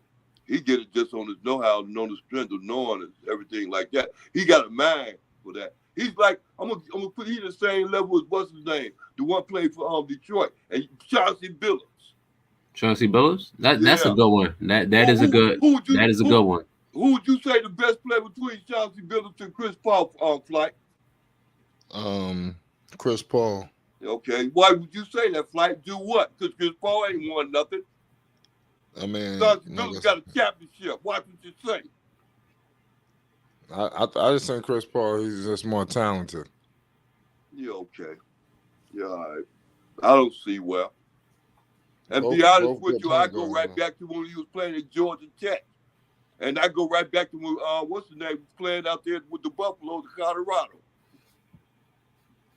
He ain't no better. He's just a good player. Man. He ain't he ain't on the level as the Melo Ball fight. You know what I think separates the two, Vern? I'll be honest, and this has always been my critique of Chris Paul his entire career. Yeah, I feel like he don't shoot enough. I genuinely feel like Chris Paul do not shoot the ball enough. He's the best scorer on every single team he's ever been on besides the Suns with Devin Booker. It's not even close. It's not close. He's a way better scorer than Jamal Crawford and Blake Griffin. He's always been a better scorer than David West. He was a better scorer. You know what? No, I'm sorry. James Harden probably was a better scorer than him. So the Rockets as well. But everywhere else, I always felt like in the beginning of his career, especially, he was supposed to take more shots. At every juncture, I didn't like the fact that he used to be not the original, but Chris Paul was the king of the fourth quarter back then. He had one of the most efficient clutch time stats, in the league whenever they were doing that stat for that season. But then it was always like, all right, that's cool. You clearly the most clutch player on the team. You clearly the best scorer, but you finish in the game with 18 points. You know what I mean? Right. He get his numbers. He don't get over his numbers or past. He don't always overdo it and get past his numbers. He just usually get his numbers. He's consistent in his numbers. He's consistent. That's what I mean. He ain't at another level. He's consistent. And he play good. And Mac, what I mean is, like, even though Chris Paul was is 6 feet tall, I've seen other 6 feet tall guards still shoot upwards of the number of shots Chris Paul was taking. I think Chris Paul's his ability, it's a gift and a curse. He's so good at drawing double teams and seeing people open and stuff. It might be a bad shot. Yes, I'm telling Chris Paul, one of the greatest minds in basketball, to take a bad shot. But Chris Paul, I definitely wanted to see you when you were younger take some contested fadeaways over two people. And that's all I'm saying. And I feel like if you bring that threat of, yeah, you could double team me and I'm still gonna shoot and I'm still gonna make this shot, that's a different ability that not a lot of people have or brought to the game overall. You know what I mean? It's just not every bad shot is a bad shot. I don't know how to explain it, but that's just how I feel. And Chris Paul could have sued the Lakers with could have sued the NBA when they did that when they didn't let him go out there and play with Kobe. Yeah? Yeah, he could have sued them. That's what that I'm gonna tell you something too. That's why the NBA is being real gentle with him. You know what I'm saying? By giving him these prestigious things like the NBA Player Association best, president, all this other stuff. They treat him with kid gloves right now as he get older and sell off into the thing. He's gonna be working with the NBA. He should have turned around and sued them for. He could have. He had a good case against them. Could have sued them for a lot of money, for a very lot of money, because they turned around. They jacked him for real in that deal. Mm-hmm. Yeah, they got him. They stuck it to him on that one. Yeah, but yeah, he Chris Paul. I wouldn't put him in. He ain't on that level. He ain't on Melo's level, bro. He never was and never will be. He at the end of his career, he reached his ceiling. His ceiling ain't past what Melo's is right now. Hey, I like the confidence, Vern. I like the confidence. It ain't confident, man. You just know good. You see good, man. Melo good, man. He good. I'm gonna be honest. I like Melo. I put Melo permanently on my no bet paper, man. I bet on him twice, and every time I bet on him, the dude's in foul trouble. I can't keep doing this. I got LaMelo for 20 points, and instead he got 3 fouls in the first quarter. Well, see, that's what it is. CBA, man. The referee call fouls. Like, get caught. A lot of times you get caught reaching, man. You ain't the best defensive player on your team, man. That's what it's hard to teach defense because you have to work at it. And people in the NBA really don't want to work in the NBA as far as defense goes because you won't stay in the game long because you study reaching. Because defenses are it's hard to stop them. So that's why it's a different game between the European game in Europe and the NBA. Because the lane is open in the NBA. That's why Luka can sit. I'm gonna tell you. I'm gonna tell you something. Listen to me. And I told what's to do this too. All right, give me your three. Your three, I'll give you my three, and my three will beat your three anytime. Give me Larry Bird, give me Pistol Pete Maravich, and give me Luka. Larry, Pistol Pete, and Luka? Yeah, you'll never beat me. Your three, anybody, I don't care who you get. You can get Michael Jordan, Dr. J, anybody, don't make a difference. Them three right there beat you because they know the game. They know the game inside their head. It ain't because of their breed or their makeup. It's because of their skill set. They know the game. They know the game. They can see the game coming before it comes to you. Michael Jordan and all of them can do the same thing. Man, but the thing is with Pistol Pete Maravich, the difference is with them is they can play within their speed. And I don't care if you're the fastest in the world. They still can have the game slowed down if you'll play within their speed. You don't get it, do you? No, I understand what you're saying. Yeah, no, I do. You got to play.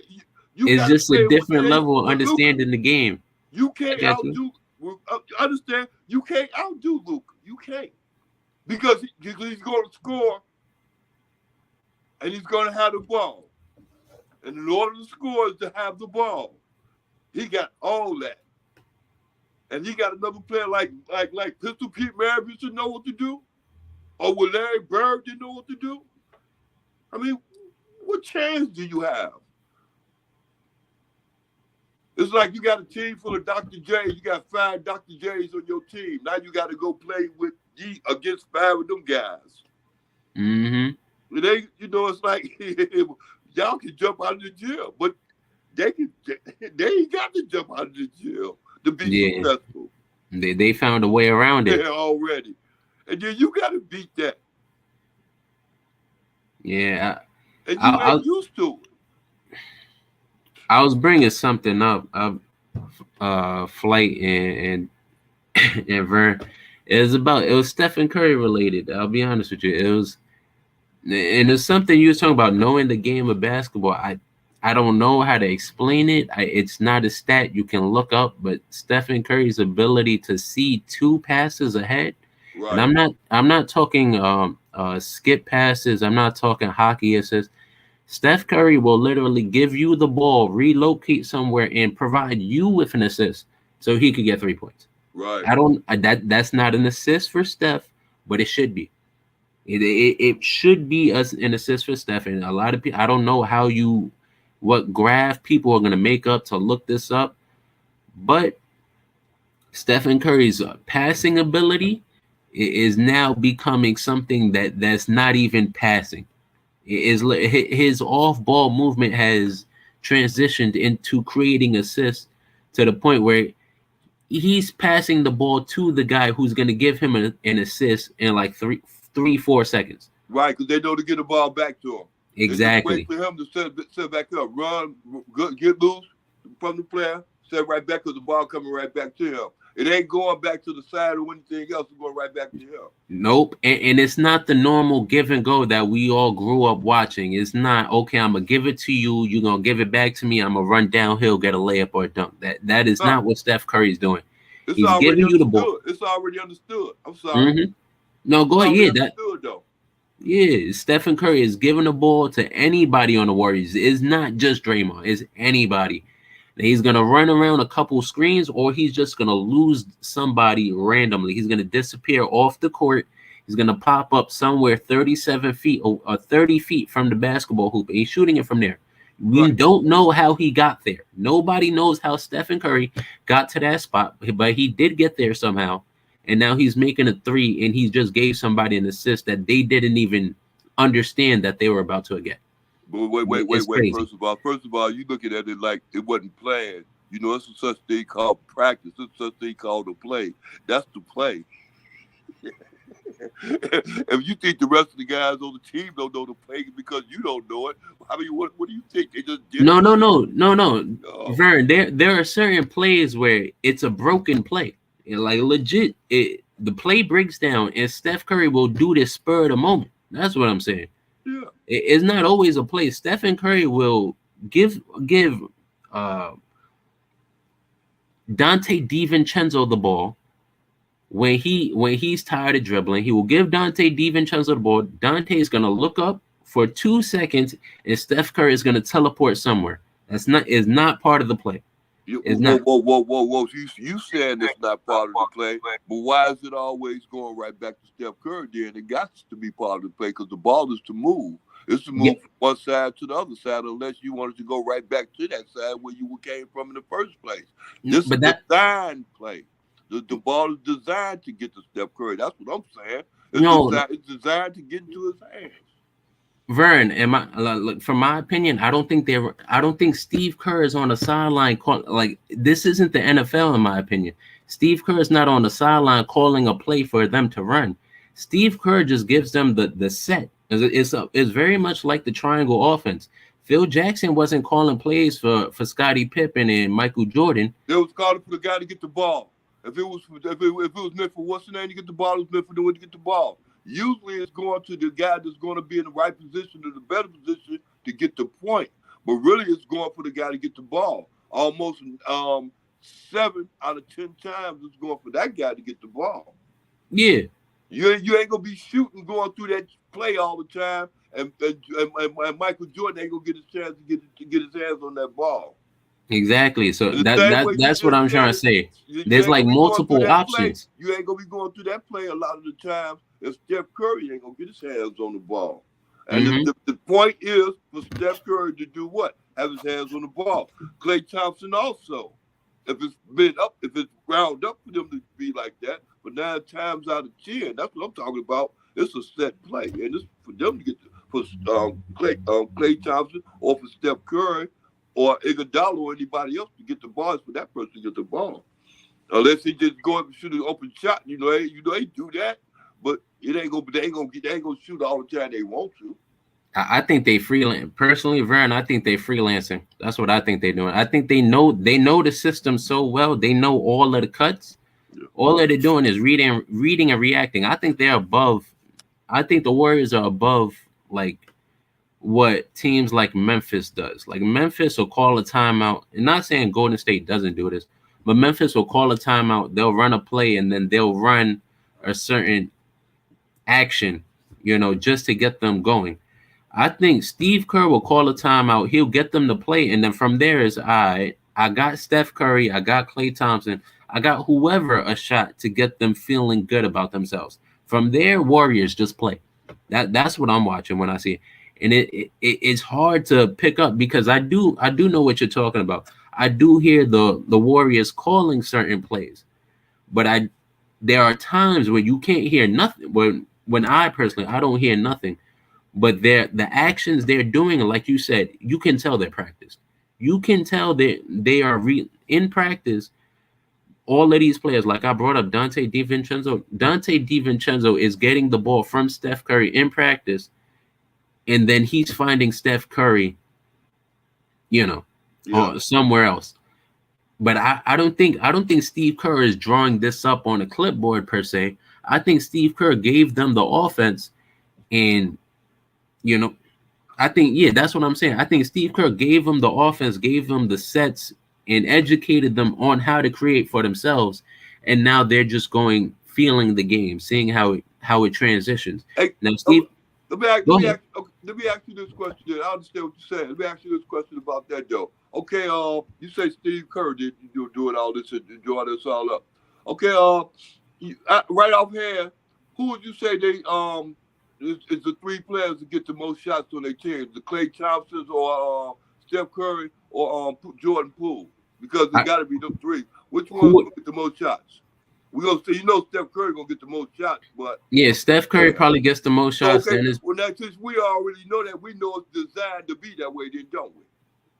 But that's the thing, Vern. It's not always that way. It's not always that way. The game before last, I believe Klay Thompson outshot Steph Curry. There's been plenty of games when what's the name? No, whoa. You still getting me wrong. I'm talking about the people that's supposed to be getting these shots are the people that are getting these shots. That's my point. I agree with that. In the offense. I agree with that. It ain't like, Iguodala going to be wound up being the lead scorer of the game or somebody else going to wind up being the lead scorer besides these people. Besides, if it ain't going to be Klay Thompson, it's going to be Jordan Poole. And if it ain't going to be Jordan Poole, it's going to be Steph Curry. Those going to be the ones. It's not going to be, the offense is not designed for the rest of them guys to be their lead scorers. If those guys are the lead scorers, then some break it down in the offense. The offense not going about what's supposed to. The Wiggins ain't supposed to be like, you know what I'm saying? Or he's supposed to come through like that, but he ain't supposed to be getting it like that all the time. Yeah, I think Wiggins getting the ball like that all the time. Yeah, I agree with that. Wiggins is supposed to be like 18 points max. Yeah, I do agree with that. Yeah, see, it ain't, he ain't gonna come out with no 50-point games. If you do come out with any of those, they setting him up like they be setting up Steph Curry. I'm telling you, yeah, and they set him up for it. He unload, he reload. They said he reload like you said. He be doing it right in the middle of the offense. Yeah. That's my point. They look to do that to him for him because they know how he get out. He can do that. Yeah. Yeah, he can do that and get away with it. But then again, though, I'm gonna go right back to that again. You know they grooming Jordan Poole to take over his spot. How long you think he gonna be on that Golden State team before they sit up there and sign him? Do you see them signing him to another some big deal contract? Jordan Poole. I ain't talking about Jordan Poole. You see them after Steph Curry contract is up. Do you see them extending that or giving them a whole lot more money like that? Because they got to bring Jordan Poole up because you got to get that starting spot. You know that they're gonna keep him on the low end that long. It's gonna be like what I'm saying. It's gonna be like one of those Brett Favre and Aaron Rodgers type things. You know what I'm saying? Yeah, I get you. Somebody will have to move over. You did, and I don't think it'll be Jordan Poole. I want to see what age he's gonna be when he is in for 4 years, over 215. Whew, all that money somebody got. Somebody got to take. All that money. He signed through 2025, 2026. Yeah. Right? Yeah, I think through 2026. Mm-hmm. Yeah. So that's yeah. Damn, man. That whew. Now you see why Draymond Green fired on him, huh? Mm-hmm. That's what it was. It was about the money, man. It was all about the money, man. He wasn't happy. He didn't like it. He had to take a pay cut in order to get a cut. Yeah. He did take a pay cut to get KD, and I'm pretty sure that allowed them to give him more money. Yeah. No. They hit him on the back end. No. Okay, I understand that with KD too. I'm talking about after that. I'm talking about when he got into it with Jordan Poole. When he fired him. Yeah, that was his reason for doing that. See, he lost money when he did that. That money came out of his pocket. So he took a pay cut in order to get a cut. And that was a cut in on Jordan Poole's situation because he didn't like that. All right. Vern, Jordan Poole made it out like a fat rat, and he shouldn't have. He's young in this game. He got real good real fast, and he's real young at this game. He ain't been in the league no more than 4 years? Yeah, I think so. Coming out of what, Michigan? He came out of Michigan. They won the championship. What was that, 4 years ago? 5 at the most.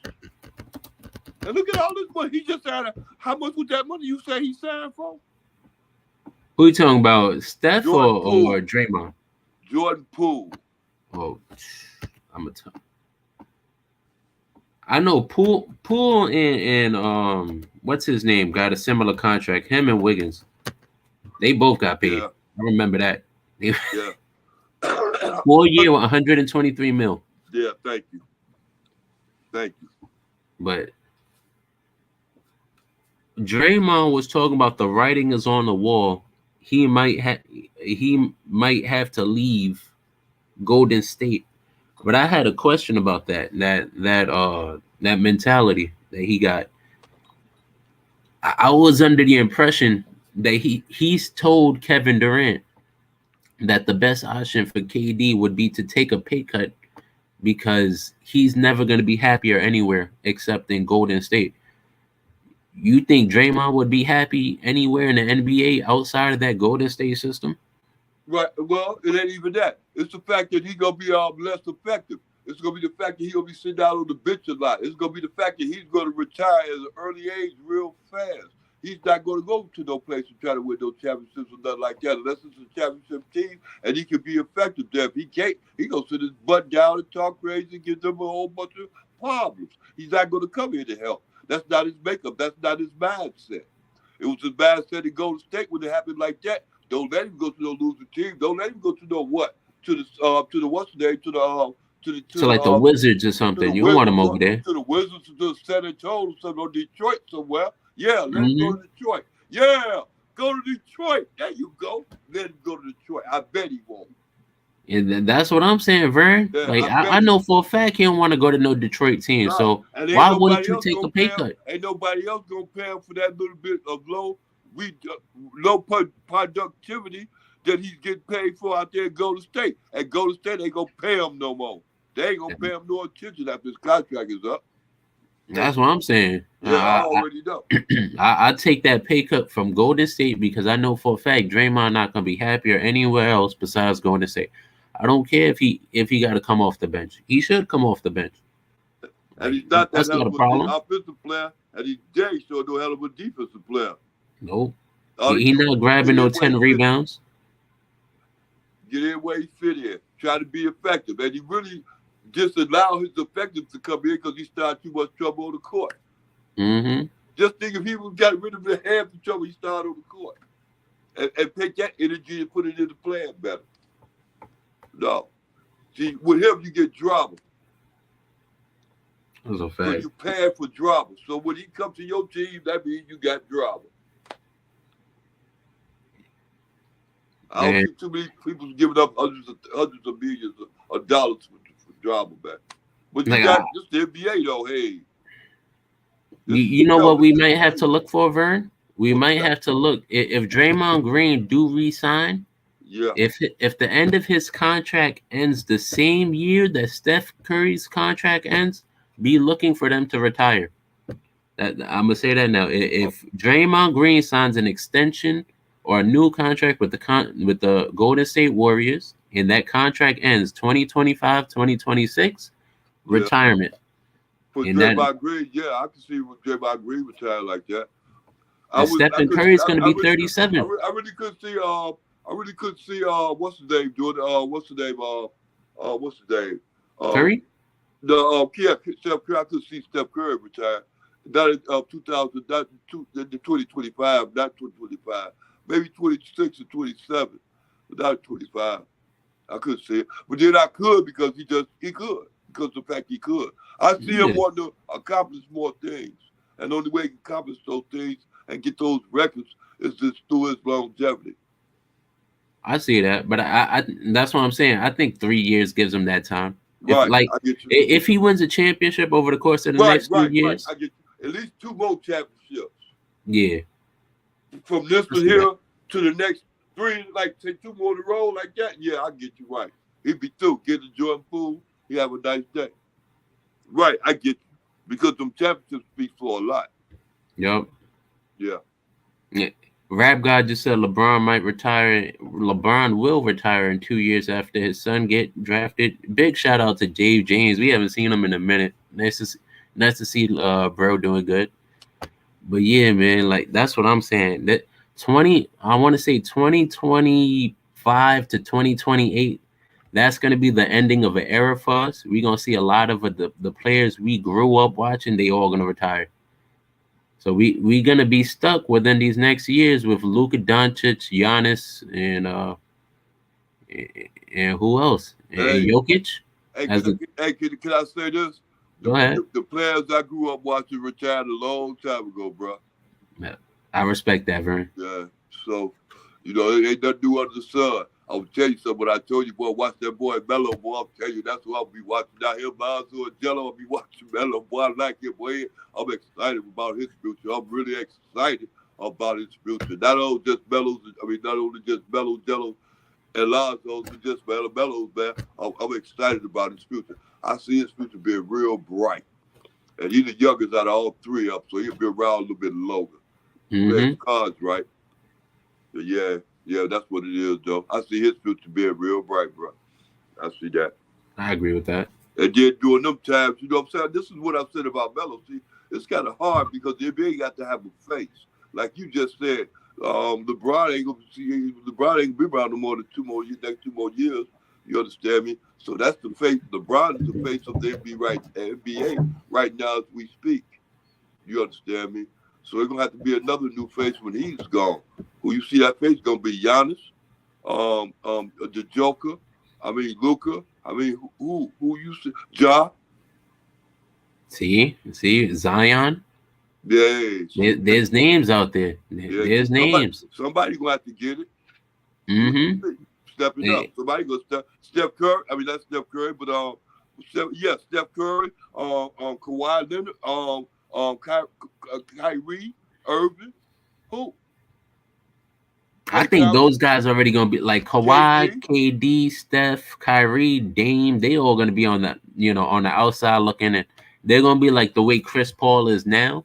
You know what I mean? Like he's a vet, he respected, but he not all NBA caliber no more. But they won't make him the face because he's too old now. Chris Paul is over 10 years. He got a 10-year already. He's been over. What I'm saying is I don't think Steph and them will be the face because, like I said, like the way you're saying, Chris Paul is too old. I think in a couple of years they're gonna be too old. You know what I mean? But I think exactly. I agree. I don't know. They'll do it with what's his name out there in Atlanta before they do it with Steph Curry. They're trying to do Trae Young out there in Atlanta before they try to do it with Steph Curry. Trae Young, you're right. Yeah, they're trying. Trae Young did they try before they start with Steph Curry because Steph Curry, he's in his He's in his prime now. Mm-hmm. Yeah, he's in his prime now. Or going over the side of his prime, outside his prime because of injuries. and his ankles. I ain't gonna say like, man, I don't know. It's looking a little crazy. The next face of the NBA might be a European or not even, a overseas player. Never. Because the three right now, the three best in the league, if we eliminate all the American players, is Giannis, Jokic, and Luka.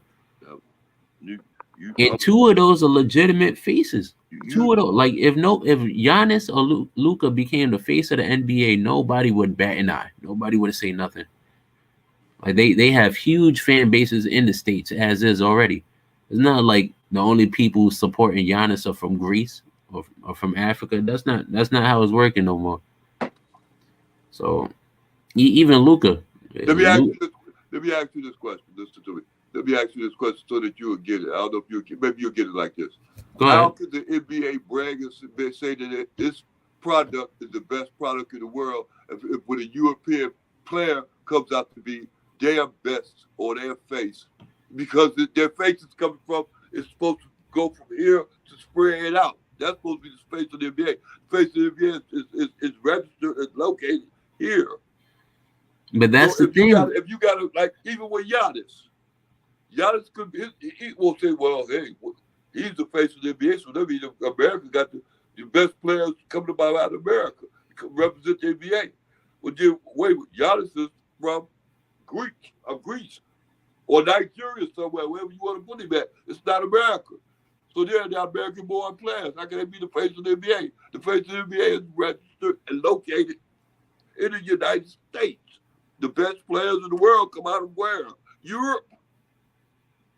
Apparently. I guess so. Well, how can they be the face of the NBA? The NBA won't allow that. They're European players. But this is what I will say, Vern, because the NBA is becoming a global sport now. They're already playing games in England. Like, let's be honest about it. They're already doing this stuff. And Africa. Yeah, Africa. They're doing this. So I'm not gonna say it's impossible. The NBA doesn't want to keep this as an American sport. They want it to be a global sport. That's the point. Because you make more money if you advertise it to everybody on earth, not just Americans. So if Luka does come out of nowhere and he averages like 40, 10, and 12 in the NBA finals, and he's destroying the next guy up that everybody wants to be up, then yeah, they might crown Luka the next guy.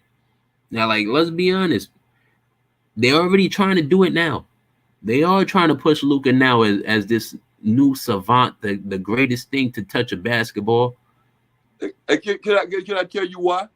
Go ahead. Well, my reason, well, I can't tell you why, but this is my reason why they do it, because of the fact that they're European, because of the fact, just like you said, they try to push that European game, which is going to be the thing that's going to cut off their nose, because of the fact that the European game is a whole lot different from the NBA game. The NBA game, the European game is closed in the middle. It's kind of hard for a lot of teams, for players and stuff, to come out and score against them like that because of the way they play defense and they close in the inside part. The NBA is different. It's easy to score in the NBA. Mm-hmm. Not only just because of the fact that the lanes are open and everything else, it's because of the fact they don't play defense in the NBA. And not only just that, the referees call fouls, especially because of the fact that you touch or blow at a person, they want to call the foul. You got the same person going to the line 16, 17 times a game. So therefore, he's taking over the game. If he can shoot better than what Shaq did when he went to the line 12 or 13 times and hit 2 free throws out of 12 or 13. But that's just the way it gets. It's a different game. It's geared more to scoring. That's why the Lukas and the Giannis's can come over here and have a field, and the Jokers can come over here and have a field day. All they have to do is get used to the rhythm and go, because ain't nobody gonna stop them. Don't nobody play defense. In Europe, they do. They want to be like that in the NBA because they want high-scoring games, more entertaining games. Okay, that's what I think. What do you think? I think I'm reading some of these comments, and I am agreeing with you about the change in the game from the European game to the American game. But it sounds like, Vern, to be honest, like the farming system in Europe is better than what we doing with all of these AAU teams in America. That's what it sounds like. It sounds like these AAU teams in America could teach you how to do all of the skillful moves, and I put that in air quotes.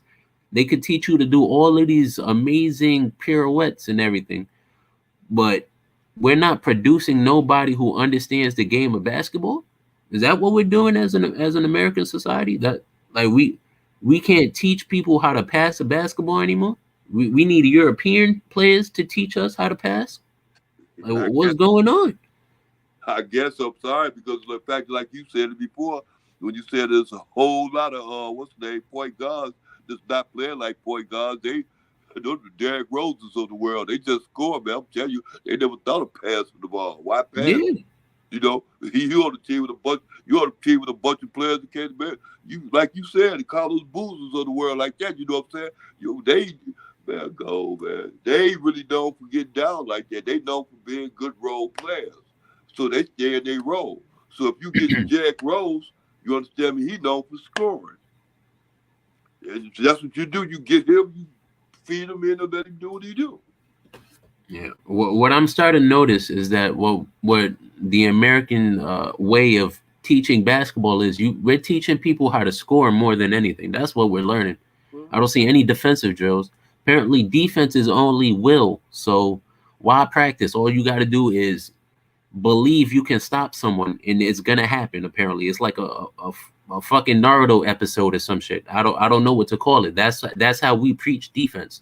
If everybody puts their hands up for a spirit bomb, apparently you become better at defense somehow. I don't think that's how it works, but that's how they say it is. But we gonna teach them how to do step backs from 25 feet at the age of 14. That's what we're gonna have them practice for hours. We're gonna teach them how to do a billion behind the back dribbles into a hezzy. But we're not teaching them all of these basic fundamental passing. We're not doing this. I don't get it. And then we get these European players. Yeah, everybody want to be offended somehow. Oh, Luka said it's easier. Nah, Luka told you the truth. Yeah. The truth is, this game has been made for American players to score 150 points. Yep. Y'all ain't like it when y'all sat there and called an entire generation of old heads unathletic. Yeah. Our current NBA generation did not like the fact that all of these unathletic white dudes from the 70s were doing all of this extra shit in the NBA, right? But now we get European unathletic players coming overseas in this ultra talented league, and they busting their ass the same way Larry Bird was busting their ass in the 80s. Right. So what are we really teaching? The difference in the game is not the skill gap. That's not what it is. These players are not more skilled than anything. They actually are worse because they don't understand basketball. They don't understand. Go ahead, Flight. What I was gonna say was, it's only a couple of them. You act like it's a landslide. Like Luka is an anomaly. You got like one or two of them. It ain't like you got 15, 20, 30 out there cooking and handing everybody their ass. It's just really Luka Doncic. Who else? Right. Giannis. It all depends. Joe Ingles wasn't giving Paul George problems in the playoffs. Rudy Gobert is Defensive Player of the Year multiple years in a row. I understand what you're talking about. I understand. Yeah, it seems like they whooping everybody's ass. I mean, I'm trying to think. It's just Luka really the only one doing that, or maybe Giannis. I feel you. They had some of their times though. I understand where you're going with this though. Hey, Jamal Murray's Canadian. Oh, that motherfucker's blind.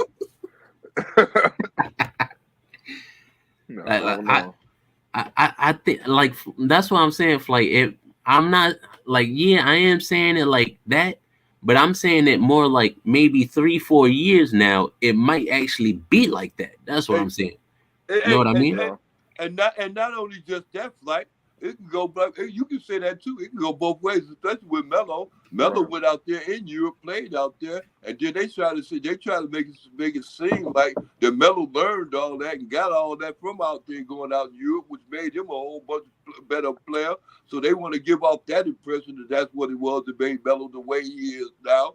He ain't got no problem with it, but he told him a long time ago, all the time, that his father did all that. But still, though, they go right back to that, to what we talking about right now. That what's the thing, that narrative they try to pull about how they gonna do it, what they gonna do, and who's gonna be who, and how they want to associate with them people like that. So Melo fit in real good. He get that European experience, thank goodness. And he get that true live California NBA experience. Thank goodness.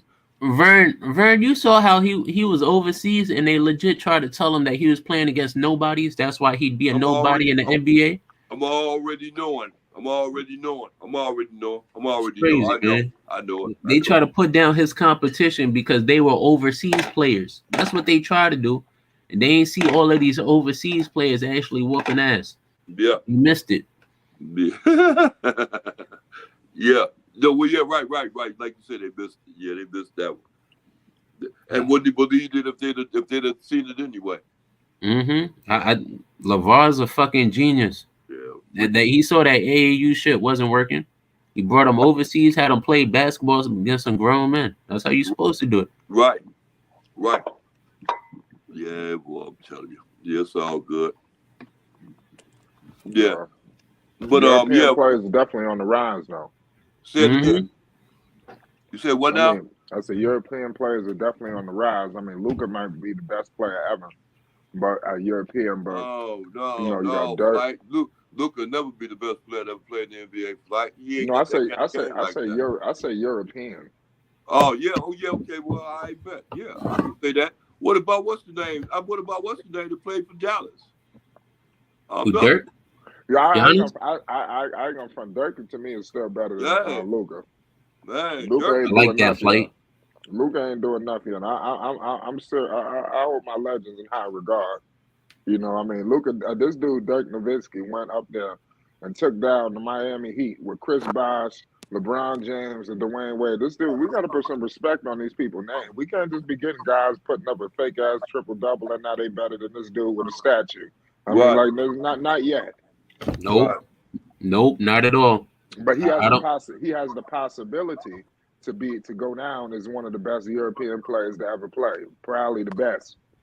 But he's not better than Dirk to me right now. No. I'm not ready to say that. The legends got to be more respected. Hey, Flight, when I said about my three, Larry Bird, Luka, and Pistol Pete Maravich, my point is the fact of this: you can't stop them. You can't stop them. I don't care how good defense you play, and you don't find too many people in the NBA. Wrong. You can't stop them. We got that. You Willie lynching when you talk like that. There's no way you can. Shout out to everybody. I'm just gonna step up for a minute. There's no way, Uncle Vern, because I gotta contest Uncle Vern on one. I gotta contest you, Rico, on one. But Uncle Vern first. Go with the age. You know what I'm saying? Uncle Vern, those three guys you named: Larry Bird, Pistol Pete, and Luka. Yeah. Now, they some good offensive players, and they got some trickery in their game and things of that nature. They can be some showstoppers from time to time. But at the same time, Uncle Vern, who the hell they gonna stop? They can't miss a shot. That's the point, Dex. They can hold the ball, they can score all the time. But the other teams really, they can stop the other teams. Listen, only in fantasy land. The other teams, in real basketball, you're not going to make every shot. Come on now. Listen to me, Dex. It's just like this, okay? Especially when you guard. Listen to me, Dex. It was a lot of time. I put it like this. It was a lot of times our basketball team was good because we had a lot of good athletic players and stuff like that. But we didn't have the type of players that be thinking and stuff like that. And then when we played against some players, you sound like when we came and played against the players, Dodger manager, and we was going to run. we was thinking we was gonna run past them and jump over. Vern. They just stopped right there and took. Vern, you stuttering. You don't never stutter. Oh, stop, Dex. give me Pistol Pete. Listen, Larry Bird. You sound like you running for mayor in Moscow somewhere. You sound like you running for mayor. You sound like you running for mayor for the Third Reich. No way are those guys are going to dominate any three that ever played in the NBA since 75 years. Come on, Vern. That's no my way. big three. Yeah, I put my big. Oh, okay, yeah. No. Anytime. We're not knocking your big three. Those are good players, outstanding players. Okay.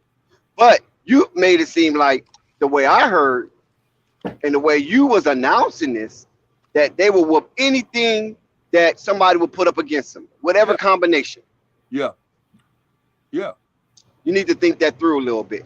All right, you can take Michael Jordan. You can take Michael Jordan. You can take Michael Jordan. You can take like I said, you need to think that through a little bit. Michael Jordan, Michael Johnson. What's that? Yeah. What's one of those guys going to stop a Dominique Wilkins? What's one of those guys going to stop Larry Nance? What's one of those guys going to stop Alvin Hayes? Larry Bird got Dominique. Who else now? We ain't got to go to the modern era. Wait a minute. Wait. Larry Bird got who's going to stop George Gervin? Luka. Luka can't even. Come on, stop it. I ain't going to even talk bad about Luka right now. Luka's just an offensive juggernaut. Outside of that, he's empty. Okay, Luka. Okay, now that's who's gonna stop Gervin. Luka. Now who else you got? Alvin Hayes. Connie Hawkins. Oh, Connie Hawkins. Come on, Dex. Come on, Dex. The Hawk. All right. These are high flyers. Who's gonna stop these people? I wouldn't even put a Hall of Famer in there. I could just put Kenny Skywalker up in there. Who's gonna stop him? What's one of those non-defenders gonna stop Kenny Skywalker? Kenny Skywalker would look like a god amongst them dudes. Hey, wait, but Dex, you fail to realize. See, this is what I mean. See, you naming players in the same era, and they say they play in the same era. Kenny Skywalker's not in their era. He's not in the era of no Connie Hawkins. They play the same name players you just named. They all played in the same era as the players I named, Pistol Pete and Larry Bird, and they was all in the same eras. And the Pistol Pete was better than all them guys then, and Larry Bird was better than all them guys then also. So I mean, I don't get what you're saying. No, this is what I'm saying. I'm talking about. Listen, Larry Bird had help. You already know. Pistol Pete. What did Pistol Pete ever win? First of all, he was a showman. It goes out of control. Whether he was the type of player, he was a winner. The type of player he was. Okay, what did he win, and what year did he win? Constantine is right behind Nico. And listen, what did Luka win? And what year did Luka win? A whole lot of scoring. We already know Larry Bird was surrounded with 5 Hall of Famers. A whole lot of scoring championships. Hello, Larry Bird was surrounded by 5 Hall of Famers. 5. Super team.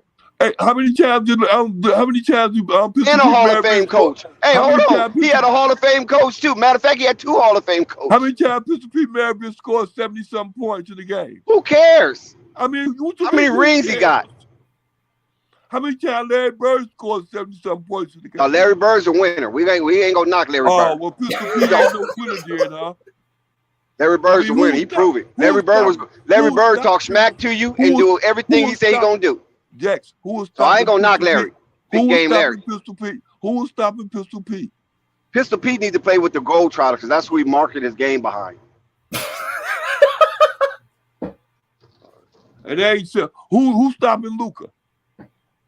Don't give me. You don't have to listen. Who they gonna stop? Like I said, they can't miss a shot. They can't even miss a shot. Don't give me Kawhi Leonard. Listen, they better not travel, double dribble. Yeah. Make a bad pass, or it's over. Yeah. They never get the ball back. And Jax, don't give me who's gonna stop Luka. Kawhi Leonard, don't give me that one because we seen how that one played out. I ain't mentioned Kawhi Leonard. They ain't go to the modern era. I'm talking about high flyers, block shots, play good defense. Short, but it ain't that short. I remember what happened with that one when Luka came to town.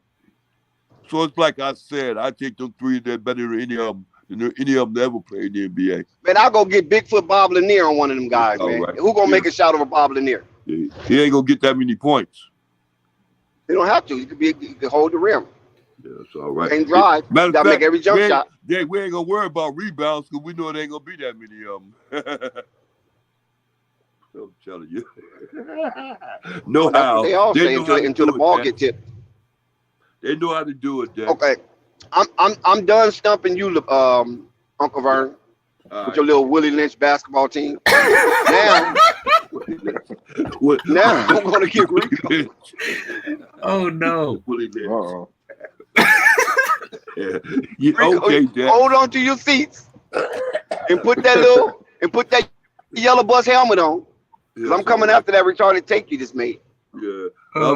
Me? Rico and his European supremacy. Oh. Like you had Rico on the ropes and you let him off the hook. Nah, I was about to crush him. He was talking crazy. He trying to say everybody better than everybody. He was, you know what I'm saying? He thought I didn't hear him. I said, like you right about Luka. I mean, Luka is an anomaly. Okay, I mean he's the figment of any basketball player imagination when it comes to offense and leading a team with mediocre talent. Yeah, he's the figment of anybody's imagination that can do what he do night in and night out. Right. And look the way he looks. Because it looked like he just drunk 5 beers, snorted 3 lines, and said, let's go, guys. Yeah, that's not everybody. And got a phone pack up under the bench. Go ahead. Yeah. Dex, you don't like Lauri Markkanen? Now, listen, the European players are good, right? But Lauri Markkanen, will you count him as a European player? Because he, you know, man, he West Coast cat. Year. I need to see this next year. I need to see this next year. Come on, man. You know what I'm saying? Lauri Markkanen, he went to college out here. He did everything. You know what I mean? He came through the the traditional portal. But the other guys you named, Jokic and Greek Freak, those are 3, right? Luke, and you named two MVP players that the last 3 MVPs. Right. 2 MVP players are the last 3 MVPs. And you marketing that against all the subpar talent, all the mediocre talent, and some all-star talent, and some superstar talent. 3 players.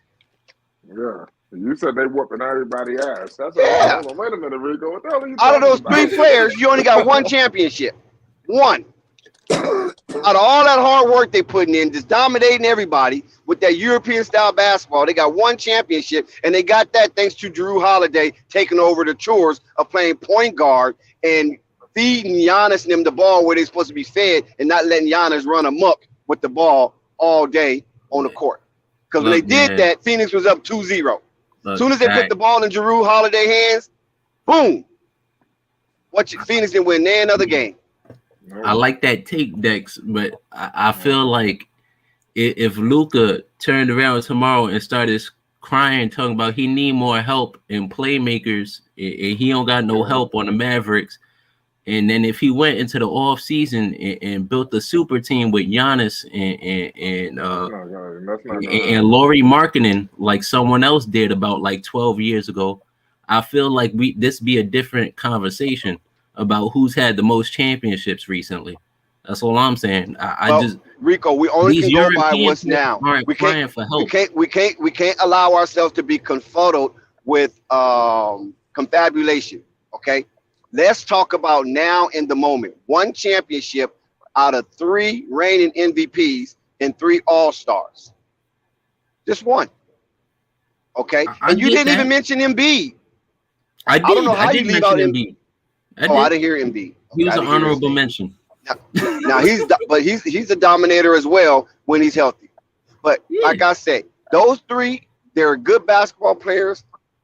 You have 2 out of the 3 have 3 MVPs, and you got 1 out of the 3 that have an MVP and a championship MVP. But if you put them up against the NBA, I can't say this the gold standard. That's the only thing I'm saying. I know there's a lot of players in the NBA who legacy matches and even surpasses them, and some even kind of somewhat crushes. Dex, I got a question. According to me, I grew up hearing that all of these European or overseas players are soft and they suck on defense. Why are European and overseas players now winning DPOY? Well, I mean, Rudy Gobert, he wins that, but listen, it's a shadow award. I mean, come on now. That DPOY really doesn't have the stigma as it once had when,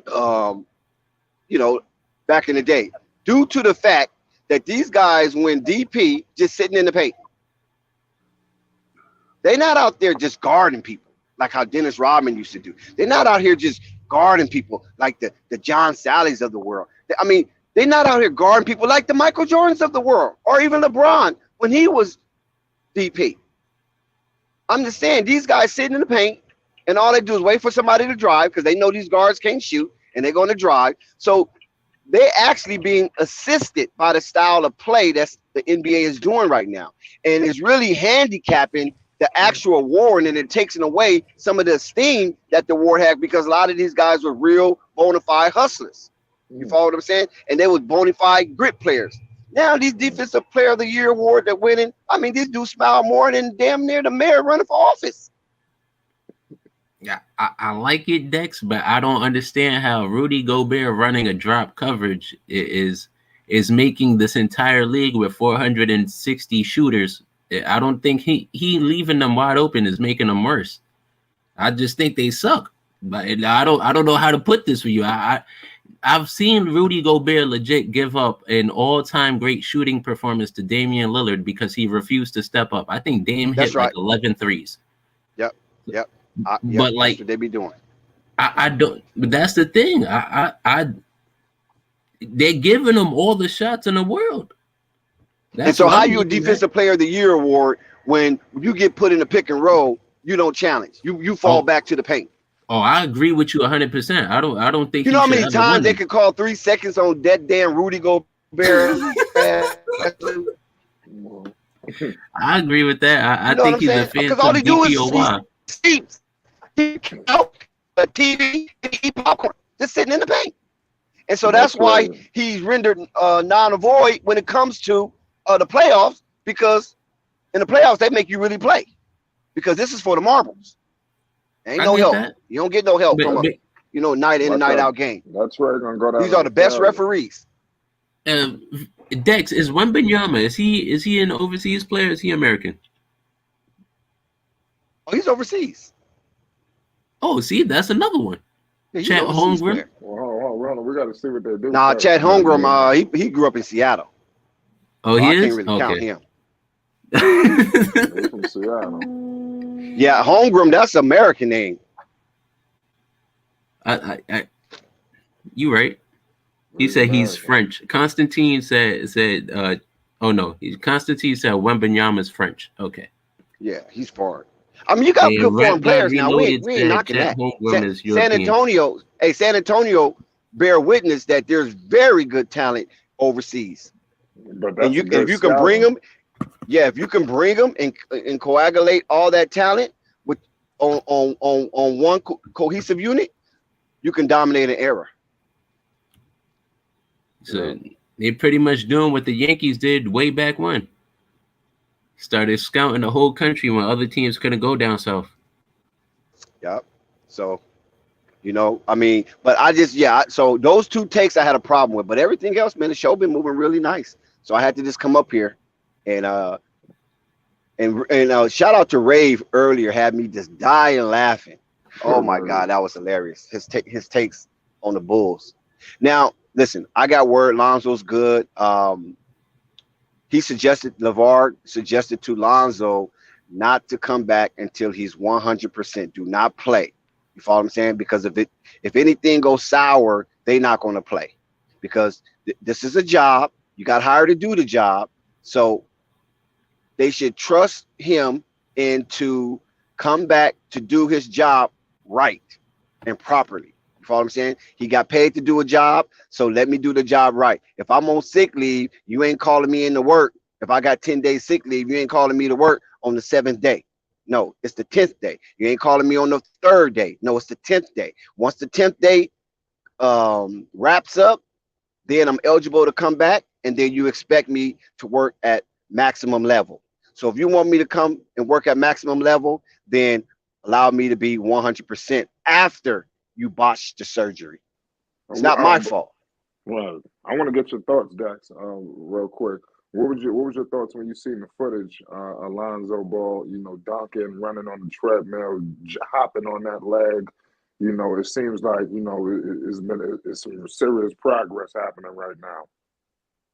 I didn't see any footage. I just talked to the team, and that's the message that they sent out officially. Okay. So I could never say nothing until the message was out officially, and that's the message that I received. Yeah, he's good. He's in good spirits, and everything is progressing. And Big Baller suggested that he do not come back until he's 100%. Don't play with this. Your legacy could be, at stake. You're right. Which I understood, because selfishly, I'm speaking for myself. I can't speak for nobody else. Selfishly, I want his ass on the court. I want something to cheer for. I'm tired of looking at these other guys. Yeah, I like LaMelo too, but Lonzo my guy. You know what I'm saying? Agreed. I got his jacket, I got his jersey gifted to me by his dad. You follow what I'm saying? So in my fandom for Zoe, you follow what I'm saying? I got gifted by his dad, which I totally appreciate. And I ain't opening that jersey. I don't know when I'm opening. Probably when I leave the country and go overseas. I'll probably open it and wear it when I get out the country. But outside of that, I look at that jersey, because remember I picked up another jersey. Remember I was admiring that Pelican jersey that he signed for his dad. I thought that was dope, right? How that Pelican jersey was framed up, he signed for his dad. And it was like, oh, don't worry about that. I got the real jersey for you. And so that's what led to that right there. But other than that, I want something to cheer for. I want something to talk about. I'm tired of talking about these other cats and try to make myself uplifted in esteem to speak about some of these other cats outside of LaMelo and LiAngelo. You follow what I'm saying? So I want my guy to come back. You know what I'm saying?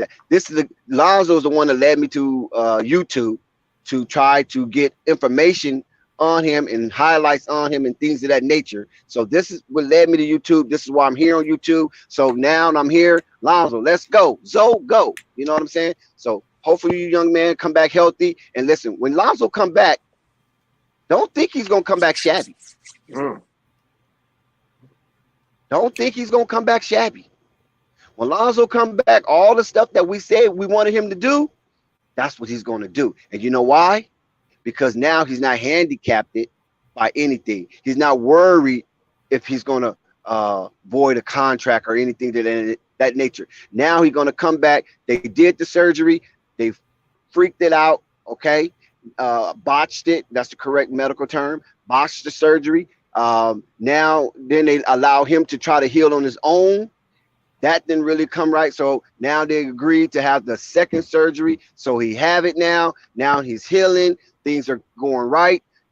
Can't be more happier in his life. The only thing that is missing from his life is playing ball, because playing ball is what he have done all of his life. And he was created and made to be a baller.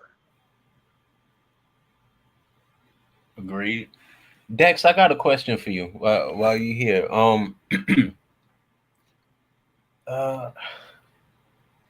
All right, we've watched this DeMar DeRozan point guard experiment for now going on a year, pretty much, because we're around the time Lonzo got injured last season. How, if you was to give him a letter grade, A+, B-, C, you know what I mean? How would you grade DeMar DeRozan as the Bulls point guard? As a Bulls point guard, since Lonzo been injured? Yes. Or since he really took over? What's one? Because it's you giving me two different timetables. One, when Lonzo got injured, they was forced to make a change. But before Lonzo got injured, I don't know if you're aware, after that New York game, that offense went into a transition. It got thrusted to DeMar, right? Right, basically, yeah. yes. And so, What Since period? Since the beginning of his point guard duties, A+, B-. How would you rate him? I gotta rate him around a C-. I'm not gonna give him no D.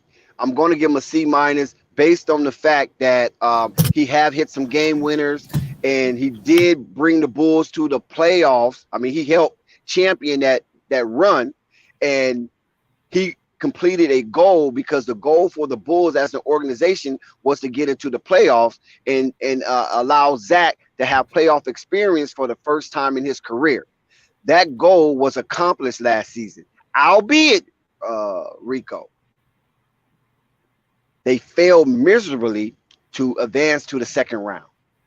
Okay. So they did complete one goal, but after they completed that goal, they probably thought more of themselves, and then Milwaukee Bucks brought them back to reality.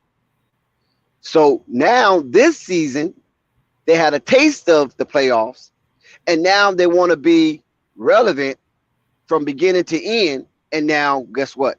They don't look like they're going to meet that goal unless they have a miraculous second half run. So this is why I'm grading him, and this is on a curve, of course, because he's really not a point guard. This is on a curve, a C-. Okay. Because the Bulls are playing worse this year than they played last year, and DeMar is basically not making the team better, or we haven't seen any elevation from any player. Matter of fact, Zach has regressed to some degree. Yeah, and I was asking Vernon Flight and Rave that earlier at the exit interview with DeMar DeRozan. He was pretty much bigging up Patrick Williams, saying that he was going to put him through a ringer, a training camp, do all of this stuff, work on his game with him. What have you seen from Patrick Williams? If you've seen Rico, anything. Good question. And I'm going to tell you like this. These are the observables that I've noticed. If he put Patrick Williams in the ringer, he washed everything good of his play out of his play. Damn. And then he didn't even test the ringer coming into this season by facilitating Patrick Williams in order for him to enhance and elevate his game. So whatever they worked on, DeMar went polar opposite into help him implement it on the court. So I find that quite compelling that he boasted and he bragged about Patrick Williams being this new player, and his dynamic is going to show. Now, when he was in the Drew League, he did some stuff that looked pretty decent, right? Mm-hmm. When he was in other Pro-Am leagues, he did some stuff that looked pretty decent. But we have yet to see him use or utilize that newfound skill of dribbling that ball and handling the ball in the open court. Maybe Billy don't want it. I don't know. Maybe it's too many people already dribbling the ball. You got Caruso, you got Ayo, you got Kobe, you got Zach, you got DeMar, and then, who else they got? You got like 8 point guards, you right? They got like eight guards. Logjam. Yeah, logjam right there. You follow me? It's like the 405 traffic, you know what I mean? All day long. But so maybe Billy like, no, we don't need that. So, we're gonna hold off on that. So maybe that's what DeMar is talking about, and maybe some conflict between the coaching staff and Patrick Williams implementing that part of his offense. Well, because it would definitely open up the floor. It would definitely put more artillery in his repertoire, and it would definitely help alleviate a lot of Lumberson offense if he was probably to dribble that ball that was 6'8", 6'9" in that open court with the speed and agility that he have, and use DeMar and Levine on the wings to close the deal. You feel me? Yeah. So I don't know. Maybe that's a little too much for Billy, because these coaches do have egos. I'm gonna tell you that for sure. Coaches are the biggest egomaniacs in sports. Trust. Coaches are the biggest egomaniacs in sports. So if that is implemented and it was successful, what else you think DeMar or some other player will want to try to implement to see if successful? And then what? What is Billy there for? Poster boy? Yup. What is he there for? Figurehead? You understand what I'm saying? So Billy have to justify his existence as well. So maybe sometimes things are met with resistance. So the coach can air quote justify his existence for getting $8, $9, $10 million a year. You feel me? Because that's a lot of money just to watch athletes run up and down a court and not really affect the game as much. You follow what I'm saying? Because we already know less coaching is better when it comes to this crop of NBA players. Yes. Because I think right now what he's supposed to be doing, right? I think if he could design a system a lot like what Boston does, because Boston also doesn't really have a point guard. They run it by committee, in my opinion. Like it is somewhat Marcus Smart, but Jason Tatum handles the ball just as much as Marcus Smart, in my opinion. But I think they have the talent to do that. I just think that's more on the players. You know what I mean? Like, if you guys are going to share the ball, I don't think you need Billy to share the ball. I think Billy's not even calling plays, in my opinion, like that. I think Billy's just letting them go out there and play ball. And that's just how they learned how to play. So you are right, in my opinion. I think Billy needs to put his foot down. If he gave them the open opportunity to play team basketball and they willfully chose not to, then as a coach, then it's your job. Then it's your job to say, you know what, now we have to run such and such system because I allowed you guys to do it and y'all didn't do it. But I don't personally, I don't think Billy makes it past this offseason. I agree with you, Rico. That was a wonderful demonstration of how you see the Bulls in operation. Now, you made a comparison against the Bulls and the Boston Celtics. One of the things I can say about that right there, and this is to further your interpretation, right? Not to come contrast, but so when I use the word "but," it's not contrast; it's just "but." As you know, in addition, as juxtaposed to Boston players, they grew up in that system.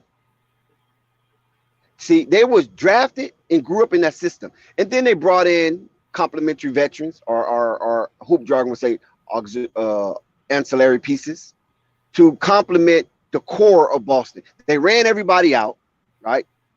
Made people uncomfortable who really wasn't there to really win, and sent them wherever they wanted to go to Timbuktu or whatever, right? And then kept a core of youngsters that will listen long enough and be there long enough to start a winning culture and start a togetherness under Brad Stevens and Danny Ainge. See, Danny Ainge know how to win, period. And by the way, you know Danny Ainge was a 2-sport star as well. Okay, he knows how to win. Yep. And Brad Stevens, to some degree, know how to win with youthful talent. So Brad Stevens came in after his Butler run, which was a great run. They got him all the way to the championship, and I think Final Four before that year. With Gordon Hayward, right? With Gordon Hayward, and they had that other brother too on that team that was real good. I can't think of his name. Drawing blanks right now. I did. Oh, John Blanks? Yeah, I can't think of his name. But nevertheless, they got to the Final Four, played Duke. They lost to Kyle Singler. I don't know whatever happened to that guy. You know what I'm saying? Those Boston Celtics coming out of college at that time, they still had that college mindset. So the way they was groomed, the way they was nourished, the way they was developed under that system, Brad Stevens was one of the perfect coaches to induce that type of spirit in them. And then when he couldn't take them no further, they brought in the coach, Ime Udoka, who bring out the manhood, the black manhood. Because Brad Stevens can bring out the black manhood. He only can bring out some IQ. You know what I'm saying? He's teaching them IQ. And then Uduma, you know, he represents that Nigerian nightmare core. I mean, clique. Are you dumb or what? This is Boston. You're gonna win. This is a winning town. You follow what I'm saying? So he brings that manhood and hubris. What you gonna do from that pop branch, and that's what they showed. They showed what they're gonna do. He always made them feel like their back was against the wall. So this is why they was having meetings when they wasn't playing up to their standards, when they felt that their integrity was being questioned, when they felt that their sincerity towards the brotherhood was being questioned. And so they have these closed, dark, uncomfortable conversations, dialogue, and discussion. It has to happen. Yeah. It's like working at a Fortune 500 company. When the market teeters like a seesaw, they got to go into these think tanks, right? And hear the real uncomfortable conversations about their company and what are they doing and how they're affecting the market. Whether they getting their fair share of the market, why they're not getting their fair share of the market. These are the think tanks that they pay millions of dollars for to keep their Fortune 500 companies afloat above the lower fray of corporate America. So it's the same with sports. You got to have these conversations. You got to have a checkup from the neck up, because that's what we used to say back in the day. Get a checkup from the neck up. You know what I'm saying? Because you got all the talent. You got all the talent. It's the brain. But the brain.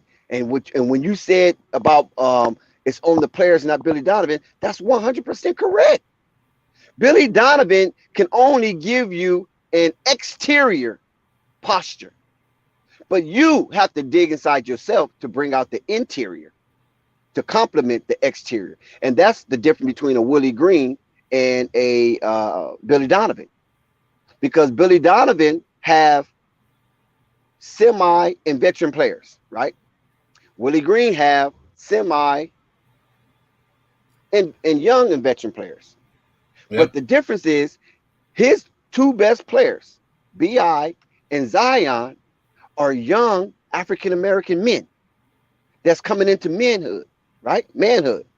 So he can speak to their journey coming into manhood more than he can speak to their basketball prowess, because Willie Green wasn't a hell of a basketball player. He was decent and he was complimentary, but he wasn't on no level of no B.I. He wasn't on no level of no C.J. McCullough. He wasn't on no level of no Zion Williamson. He was more of a Devontae Graham kind of guy. A little better than that, though, but as far as defensive wise and gritty. But you know what I'm saying? He was that piece that cool if you got him, and if you didn't have him, it wasn't no big deal. Okay. You understand what I'm saying? He wasn't no, you have to have this guy. You have to make everything work for these dudes. You follow what I'm saying?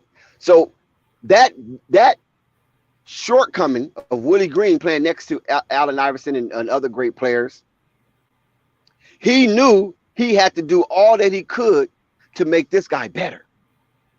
So that type of fluctuation of complementary presence allowed him to become a good motivational speaker to make people better.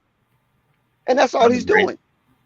He's just amplifying their talent, but he's just doing it with the mental to make them feel confident enough to go out and compete night in and night out. And that's what Ime Udoka does. Unfortunately, that's not what Billy Donovan does. That's not his strong point. Billy Donovan's strong point is not to be a micromanager. See, that's Billy Donovan's strong point. I'm not going to breathe over your back. I'm not going to micromanage. I'm not going to complain on everything. I want you guys to figure it out, because that's Phil Jackson. You know, he had that mentality. I want you to figure it out. But Popovich was micromanaging. Yeah, mismanaged egos. Yeah, but Phil Jackson, Popovich was a micromanager. You know what I'm saying? Nitpicking. You never good enough. You feel me? Bench Phil you Jackson. If you miss too many shots, don't pass enough. Yeah, Phil Jackson. Oh, you good? You good? Okay, let me see how good you is. And then when you prove to him that you ain't that guy or you ain't him, that's when he puts you where you're supposed to be. Okay, Now you ready to listen to me? Now are you ready to listen to me? Now you ready to take this to the next level? Or you just want to keep spinning your wheels or being like the dog that's chasing his tail but can never catch it? I understand that. But so Dex, I want to ask you something, because you spoke towards the mental of Willie Green, and I've always thought about this. For some reason, the star players don't transition into good coaches. Besides Larry Bird, I do know Larry Bird was an amazing coach for the Pacers, and I'm not going to count Bill Russell as the player coach. I'm not counting Bill Russell, but Larry Bird was a good coach. But predominantly, the great coaches, they're usually role players in the NBA. What do you think about it? What's the transition that you think that these role players, they grow up, they mature over time, become these coaches, and they can resonate, they can connect with this younger generation of players. You know, in my opinion, I do like what Willie Green does for Zion and Brandon Ingram and how he empowers them. But what I like most is what he does with the guys 4 through 12, how he puts them in positions to win. I think he understands them more than anything. And I think that's why they're so great. The Pelicans might have the best 4 through 12 team in the league. And I think that stems from Willie Green's, the way he connects and talks to them. Can you open up on that? Yes, I agree with you on that. And that was a good question. Now, this is my observable, is that Willie Green and coaches like him, they had their tenure in the NBA as underdogs, right? They had their tenure in the NBA as the help. Mm-hmm. Now we call them remnants. You know what I mean? You got the superstar, then you got the remnants. So when you the help, I'm just going to stick with that term right there. When you the help what? Help get this star to the next level. Help this star bridge the gap between him and the rest of the team, right? Like how Vinny Del Negro was to Dennis Rodman. Remember, that was like out in the open, right?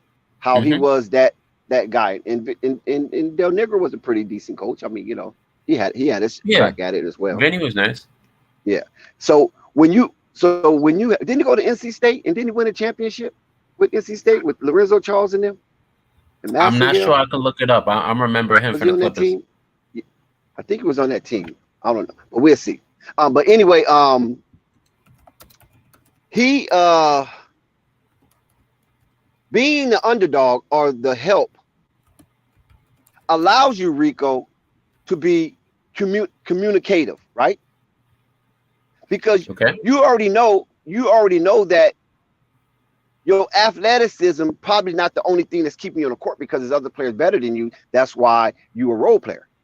That's why you can't get your own team. That's why you can't, star on your own show. And that's why your trope is never going to be accepted on the stage, night in and night out, city to city, state to state.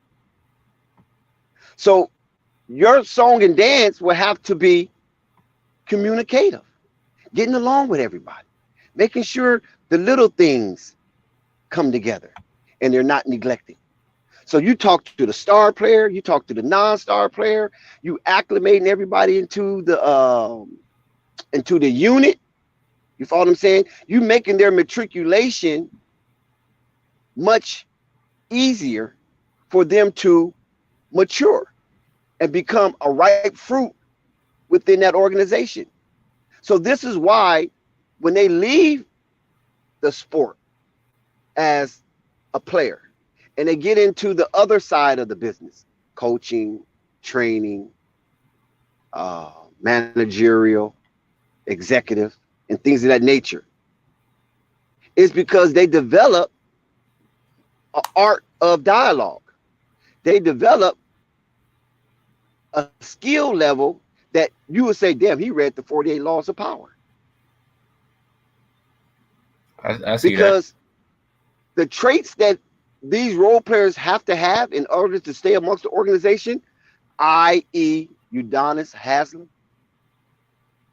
is intangibles that the coach may not have, and they're complementary to the coach and not an opposite. Like, they're not looking at the coach like, man, this coach right here, he sucks, man. I remember we had what's your name over here in this organization. He was a way better coach than him. See the difference between him and you know what I'm saying? No, they in unison, and they come on a string. And this is why these players are a part of the locker room for so long. And they become a fixture, more so than the graphs on the floor, the color of the backboard, or the seats in the stadium. They more fixture to the organization than that, because a lot of that change, right? The floor change, the rim change, the color of the seats can change or be rearranged, but the player's still there in that locker room giving advice and being complimentary with the coach. So the coach's voice is in the locker room, on the floor, it's everywhere, because this player is everywhere. So he embodies what the organization is all about. So that's why you see these players stay in the league for so long. James Johnson, you know what I mean? All these players have been in the league a long time, but they ain't doing much. I get that. You know yeah, they're vets. Why they keep hiring? Yeah, why they keep hiring this dude? Why you keep getting a job? Mm-hmm. You understand? Because his intangibles is priceless to the organization. They see it as that, and that's why they remain in the league or on the team for such a long time. And to also finish up your question is that these underdogs, these the help, or like you call them role players, become better coaches, is because they're part of the grassroots movements of the NBA. You feel me? Because they know what it's like having a feeling that you might not, when you wake up, you might not be a part of this team. Or even more dreadful, when you wake up, you might not have a job in the NBA. See, they know this as role players. And they live with that fretfulness throughout their NBA career, because they'll probably never be given the opportunity to run a team to make themselves as valuable as the star or the co-star and things of that nature. So he knows what goes on these players' minds. So that's why he can feed 4 to 12 better than somebody that's, analytical and a numbers guy and soulless and no compassion, no empathy, barely have any sympathy. It's just all about wins and losses. And then you just a number. And he might not even call your name. He just call your number. 5, let's go. Yeah. And you looking at him like, this nigga didn't even say Dexter Crockett. Well, I've noticed, I actually watched a lot of Pelicans games this season just because, all last year we did a lot of Zion talk, so I feel like I owe it to him just to watch him play more than most. When I'm watching Willie Green, just generally speaking, what I notice, and I can't put a name on it or put a thing, like I can't say it directly, but I think he does a great job of keeping his team ready the same way a role player, when he's playing, has to be ready at all times. And I think he's bringing that. And it's good point. Yeah, because like you say, he has to be ready when his name is called, because if he's not ready, and that's a good segue to what I can mention. If he's not ready, then he might not get that opportunity again on that team. And he might not get that opportunity again in the NBA. So he comes with the mindset of the equation of success. So you got equation of success and you got the ratio of success. Now, the equation of success, we know that's basically preparation meets opportunity, success, right? Or opportunity meet preparation. Either or, it's the same. It's like you got numerators and you got denominators for fraction, and you can put a 4 and a 4. So it doesn't matter. You can interchange that. So either way you want to use it, preparation or opportunity as the forerunner, and the other one, couples up. Yeah. So you got preparation meets opportunity, or opportunity meets preparation. That is the equation for success. Or the ratio is it's 3-pronged. Is prioritize, organize, stabilize. Now that's the ratio. Okay, prioritize, right? Because a lot of things we do every day, right? But we don't prioritize our day. But if we want to be more successful in the things that we do and have favorable outcomes of our endeavors, then we have to put priorities in proper perspective. Oh, I like that, triple P. Priorities in proper perspective. And when you put your priorities in proper perspective, you become a little more focused, you become a little more purposeful. And when you become focused and purposeful, you're walking the line. And organized, right? Why? What's so good about organized? Well, we already know the root word of organized is organ. We all have our organs, right? 9 major organs in our body and things of that nature. So, and the largest organ is what? The skin. That's the largest organ in our body, is the skin. And that's our exterior. And that's our first line of defense. So if you have your priorities in proper perspective, then you need to organize your life as a shield of protection to protect your priorities.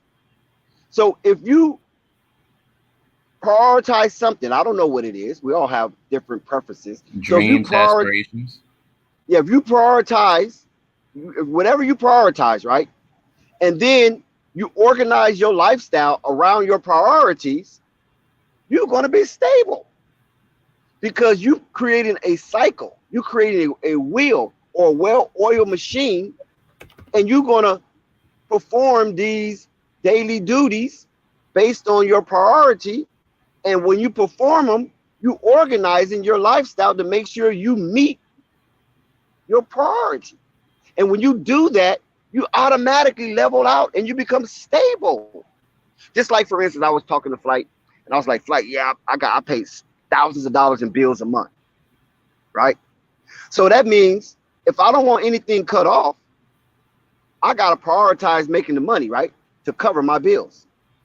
Yeah. If I prioritize making money or saving money or whatever, then I have to organize my daily activity according to my priority. I can't go to clubs. I can't do this. I can't just trick off money when I know that I need it at the end if it's nothing extra. So that's organizing. Like, nope, I can't go out. Nope, I can't do this. I can't do that because I got to make sure I stay within this realm. And that'll keep me stable. So it become a well-oiled machine. As long as I do this, I'm going to reap this. And when I reap this, these are the results of what I reap. So Willie Green, he prepared himself. Opportunity came, success. So Willie Green, he had priorities, right? He organized his lifestyle or his ways around his priority. And then you look, he became stable. And when he was available for coaching, they looked at him and said, oh yeah, he's stable, he's situated. He got priorities. And we know we can trust him. And now he's the head coach of what he is. And he's showing that it was a good decision from Gail Benson and David Griffin. Even though I consider David Griffin a snake oil salesman, he won on that one. He sold you the wrong bottle, Dex? Yeah, he had the real. Yeah, he sold the real, and he kept the demo. But like I said, what Nostradamus was right on 17% of his predictions or something like that. Hey, is that success? A broken clock is right 2 times a day. Mm-hmm. Yep, perfect analogy. So David Griffin won on that one. And I think that what Ray was mentioning, and he complimented David Griffin, that once he felt that he had the right guy, he can back off, right? Yep. We forget that David Griffin is still there. Think about that. As nosy as he was, as meddlesome as he was, we don't even hear a peep from David Griffin. He's denying interviews instead of jumping up and be the first person to speak, even though he's not the general manager. Had most people thinking he was, though. Wasn't he president of basketball operations? He is, not was. He is. He's currently. He is, right? Yes. Okay. Trajan Langdon is the general manager. For those who didn't know, Dookie. He's a Dookie. So he's a over glorified. What? Assistant or something? I don't know. What does he do? I think he was there. He was there before David Griffin. No, did they come at the same time? David because Griffin, remember they fired what's your name, right? They fired Dale Demps. Yeah. And I think Trajan Langdon was there and got the job, and then I think they brought in they brought in David Griffin right after that, and that's when he immediately made the trade or something to that nature. Oh, so or maybe they got like promoted at the same time. There you go. Oh, Trajan Langdon? Yeah.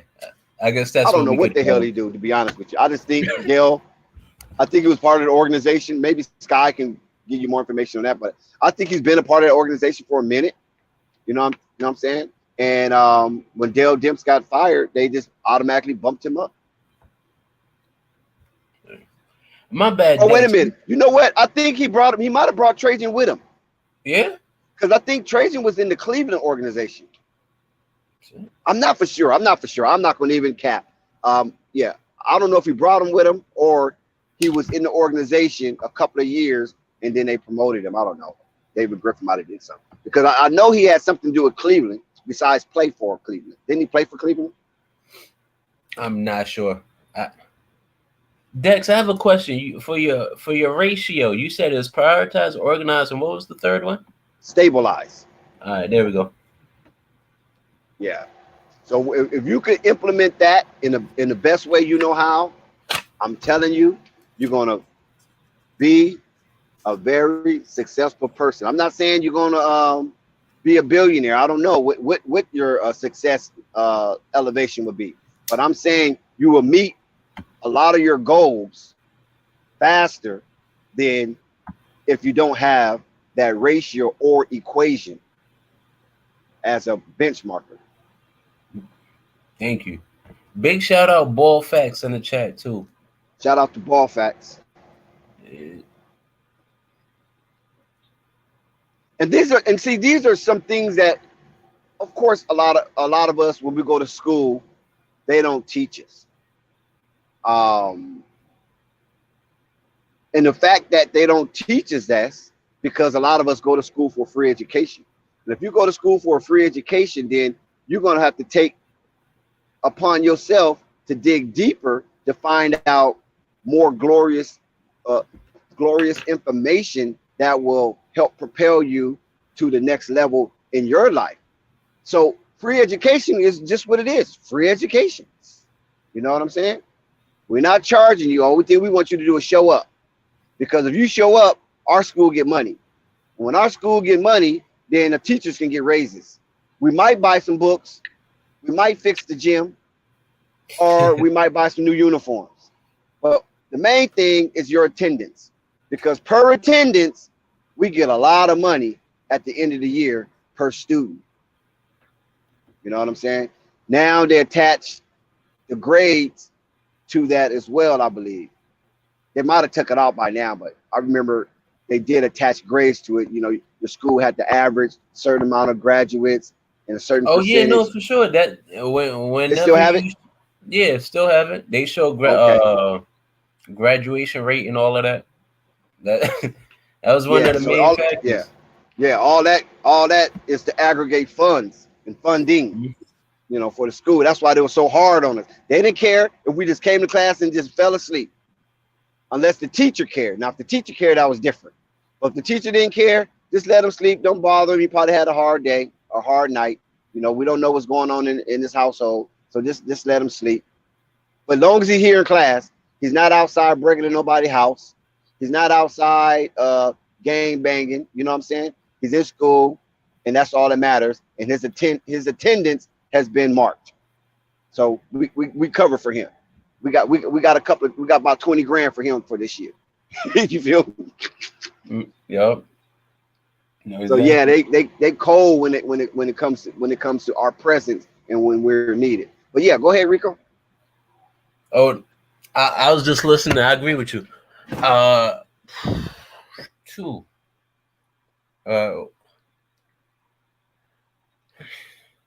Dex, the chat was talking about a possible Lonzo Ball return. And you brought it up earlier that you he's not returning until he's 100%. I agree with that. Now he wants to play. Zoe want to play. Okay. Yeah, Zoe want to get out there. Zoe want to get out there bad. He wants to, like I said, he wants to prove that he's Zoe. He Apollo Zoe. You know what I'm saying? He wants to really prove that Apollo is part of the Greek pantheon. Is that correct? Yes.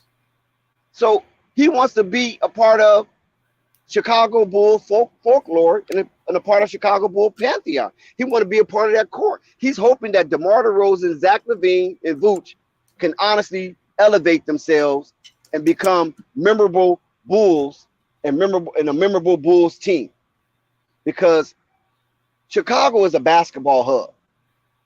Let's not get that mistaken. Chicago in the Chicago metropolitan area is a basketball hub for America and the world. Chicago is a metropolitan city, and it's a pillared city. It's water all around Chicago. Big big buildings, financial market. Chicago is booming. I mean, have you seen Lakeshore Drive lately?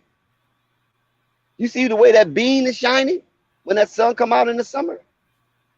When you go visit the bean and rub it and ask for good luck, you know how they do it out there. Now in the hood, they don't care about the bean, but you know that the bean it's kind of a money thing, a tourist thing. You know what I'm saying? Yeah. So it's great to be a member of the Chicago Bulls. I mean, they're a historic franchise. Michael Jordan elevated them. I mean, the uniforms is crazy. People wear Bull apparel everywhere. My grandson wear Bull apparel, and his dad is a Saint fan and a Laker fan. I don't know how he became a Saint fan, but he's a Saint fan.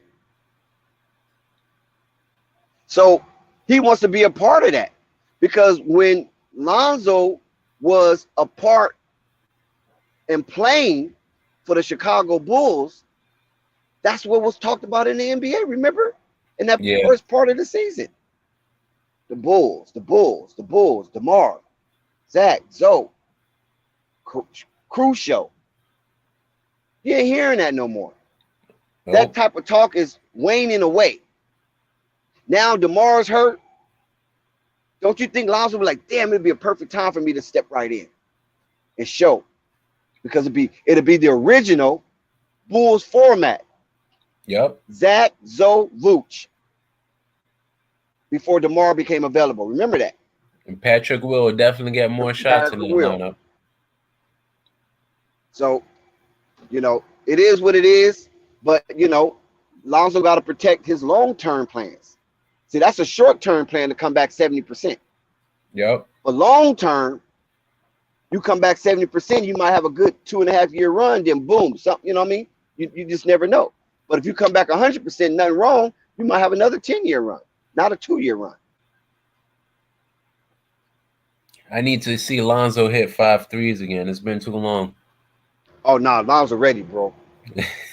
Lonzo out there putting up shots. He ready. He running in that water.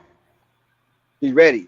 See, Lonzo's not taking this for granted like he probably have in the past. Because, I'm young, I'm athletic, you know what I'm saying? I'll get a bump or bruise here, who cares, you know what I mean? Now, any little thing, Doc, what's up? So he's not going to take this for granted when he comes back fully healthy. Studio Bauhaus said we need to talk about how Lonzo will play, not when he will play. So when he returns, do you see a different play style? Do you see regular season, last season Lonzo? What are you hoping when Lonzo to see? Return, Yeah, I got you. Yeah, I got you. When Lonzo returns, he's going to return full-fledged. He's not going to come back, because if he was going to come back and be on minute restrictions, then I'm not saying the team won't put him on that. I'm not saying that. What I'm saying is that he's ready to play his full minutes. So when he comes back, when Lonzo, because I asked the question, is he coming back? Yes or no? So, we need to tell the fans, because like I said, Flight Sports TV is a Lonzo Ball podcast, basically. So we need to tell the fans what's up with Zoe, because it's too much no noise. There's no white noise. There's no negative noise. There's no noise. There's no obfuscation whatsoever. What's going on? You know what I mean? It's not like they hide anything. It's just like, what? But that's Zoe personality. So I understand that. But we get a little anxious because, like I said, we want something to cheer for. We're tired of looking at all these other guys putting up numbers. We're tired. I'm not talking about any of the Ball brothers. We're tired of looking at these other guys getting commercials, and we want our guy. We want to champion our guy cause, and we want something to talk about. We want something to lay a wager on from here to there. You know what I'm saying? Because I haven't even been enthusiastic to put a wager, a player performance wager down. I missed LaMelo Ball run when he had those 14 games or 15 games with 20 plus points. I missed that run. You know how much money people made with that? I mean, do you really know how much money people made with that on player performance and with these teasers? You know what I'm saying? You could say they could have Melo down as 24 points, and then you could buy a 5-point teaser, and then you add it to LaMelo, right? LaMelo, and the odds will go down, but you put more money on it, and the teaser is 19 points. Mm-hmm. I put a 5-point teaser on a 24-point player performance. It's 19 points. He hit that 15 times in a row. You put 1,000 on that, 1,500, 2,500. There's people putting big money on that. You can't get. That's why his name keep popping up. They loving that. Think about that. This guy got me 14 times in a row, $1,000+ because I did it once. It worked. Okay, run it back. Now I'm playing with house money. Run it to it don't run no more. He played Indiana. It stopped. Came back, got it back.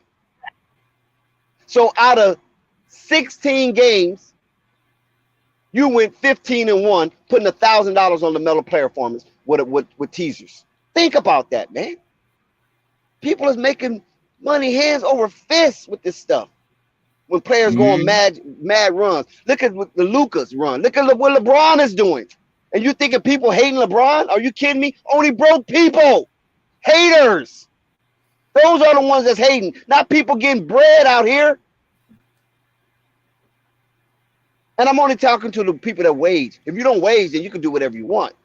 But people that's waging, LeBron is killing the game. Yeah, ball facts, yes, bro. LeBron is pretty much, you could pencil him in for 8 assists every time he plays. And Russell Westbrook right now is looking amazing with what they're doing with his lines, yo. Russell Westbrook. One thing about Russ, he's up and down. What's up? One thing about Russ, he's kind of up and down. He's like a yo-yo. You follow what I'm saying? So you kind of want to go for the for sure things like the Lucas, because you're going to put big money on it. You know what I'm saying? When is Russ, I do assist. That's what I'll say. Okay. Oh, assist. Okay, gotcha. Yeah. He. Shea. Look at Shea. Shea killing the game on player performance. Mm-hmm. Nobody's talking about Shea like that, but people who bet or do fantasy, they know about Shea because he putting up numbers on the board. Shout out Ball Facts. So I'm just saying, there's a lot of ways you can, increase your revenue stream. I'm not trying to push you in that direction, but I'm just saying, different strokes for different folks. All I'm saying is that when you have LaMelo go on a run like that, and Lonzo's looking at that, man. Lonzo's like, man, I can't wait to get out there and get on my run. You know what I'm saying? Yeah. Poor Jello. He want to make his first All-Star game. Oh, no doubt. He was on his way to some degree, but they robbed him. And this is no conspiracy. I'm just saying, the NBA robbed him. The NBA made a grand mistake by inserting DeMar as a guard. How do you do that when he's a small and power forward? You're right. That killed Lonzo off right there. Big shout out to Guy, by the way. He in the chat. I ain't heard from Guy in a minute. So when you have all that going for you, Rico, it's crazy. You follow what I'm saying? It's mad crazy. So for people to talk smack about LeBron, they don't know what they're talking about, man. They don't know what they're talking about. They just misguided with a lot of misunderstanding that they put out there like it's wisdom. You know what I'm saying? Hey, Dex, you've been messing up. What?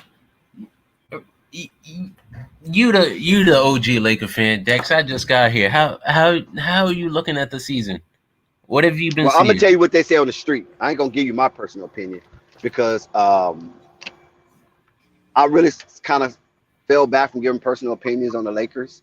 Okay. But because I'm always having these big, throbbing dialogues, discussion, and debates with some of my personal friends, and some of them are close to the Laker organization, way closer than I am, because I'm not close like that.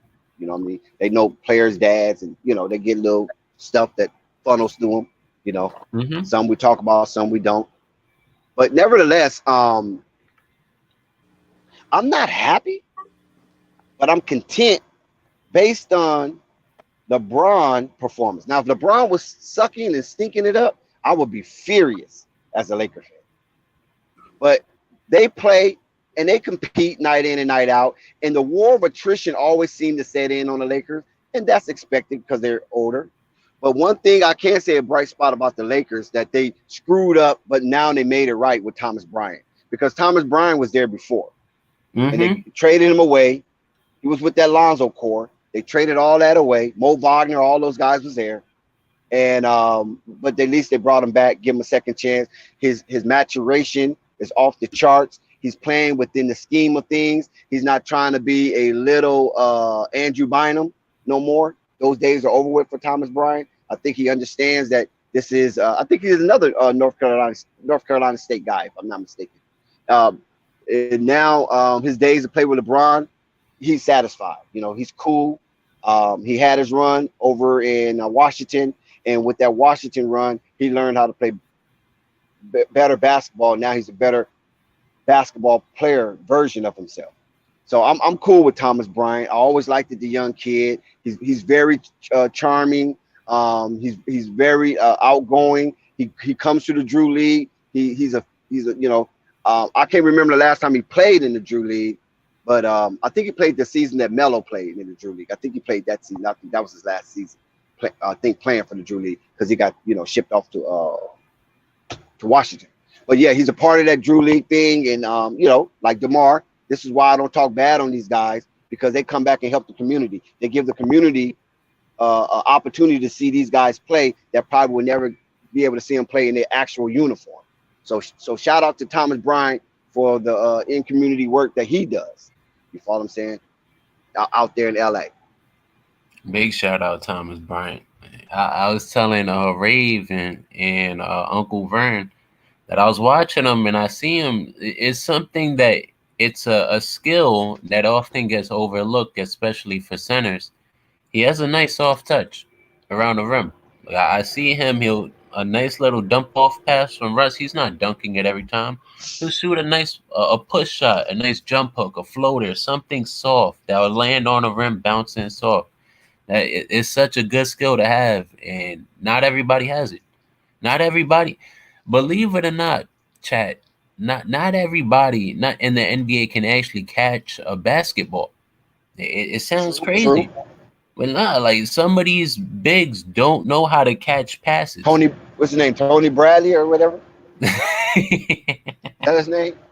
The Pharaoh, the Egyptian Pharaoh. But yeah, he got butterfingers.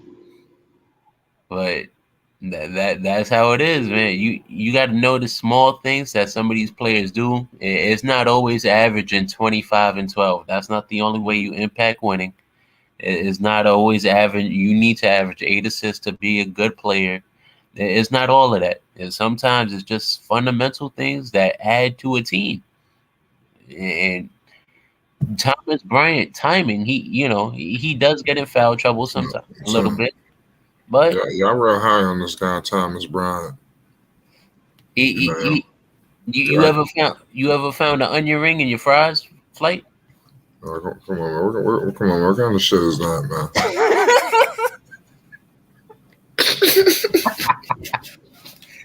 That's what he is. He's all right. He ain't no hell of a player. He's all right player. He all right. He's 7 foot tall. His arms not that long and his hands not that big. I mean, he got a floater. a 7-footer with a floater. Yup. Okay, you're not impressed. Now what? It's hard to impress you. Right. I mean, damn, what do you want? But we're not saying he's a world beater. All we're saying is that that's an improvement from what the Lakers had in the absence of Anthony Davis. Because even with Dwight Howard, his game was very challenged.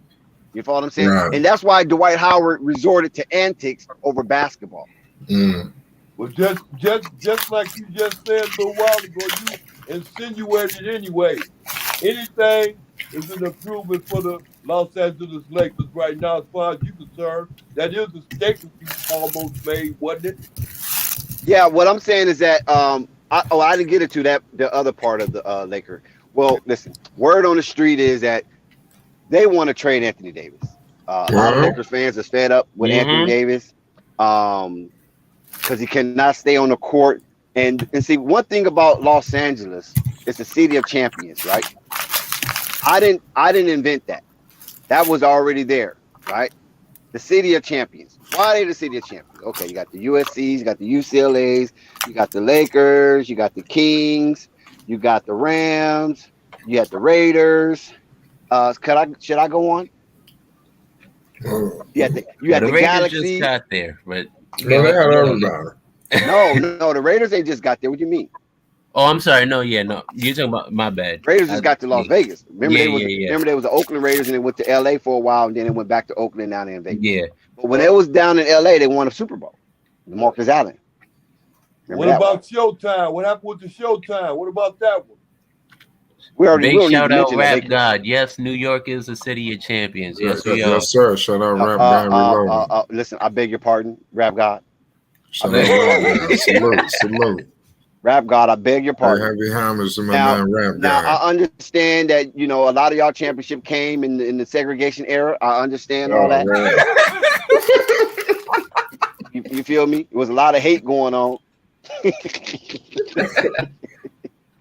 And people coming off of Ellis Island, you know what I mean? Look at the paradox on that, right? You got all these people coming up from Ellis Island. Of course, it wasn't us. We didn't come from Ellis Island. We already know how we came. But so you had the Irish, the Italians, the Jews. It was a rough road. What's that other group that came in with that Ellis Island? You had the Italians, the Greeks. You had the Italians, the Greeks, the Jews, and damn, what did I miss? I'm missing somebody. Italians, Greek, Ireland, and the Irish, right?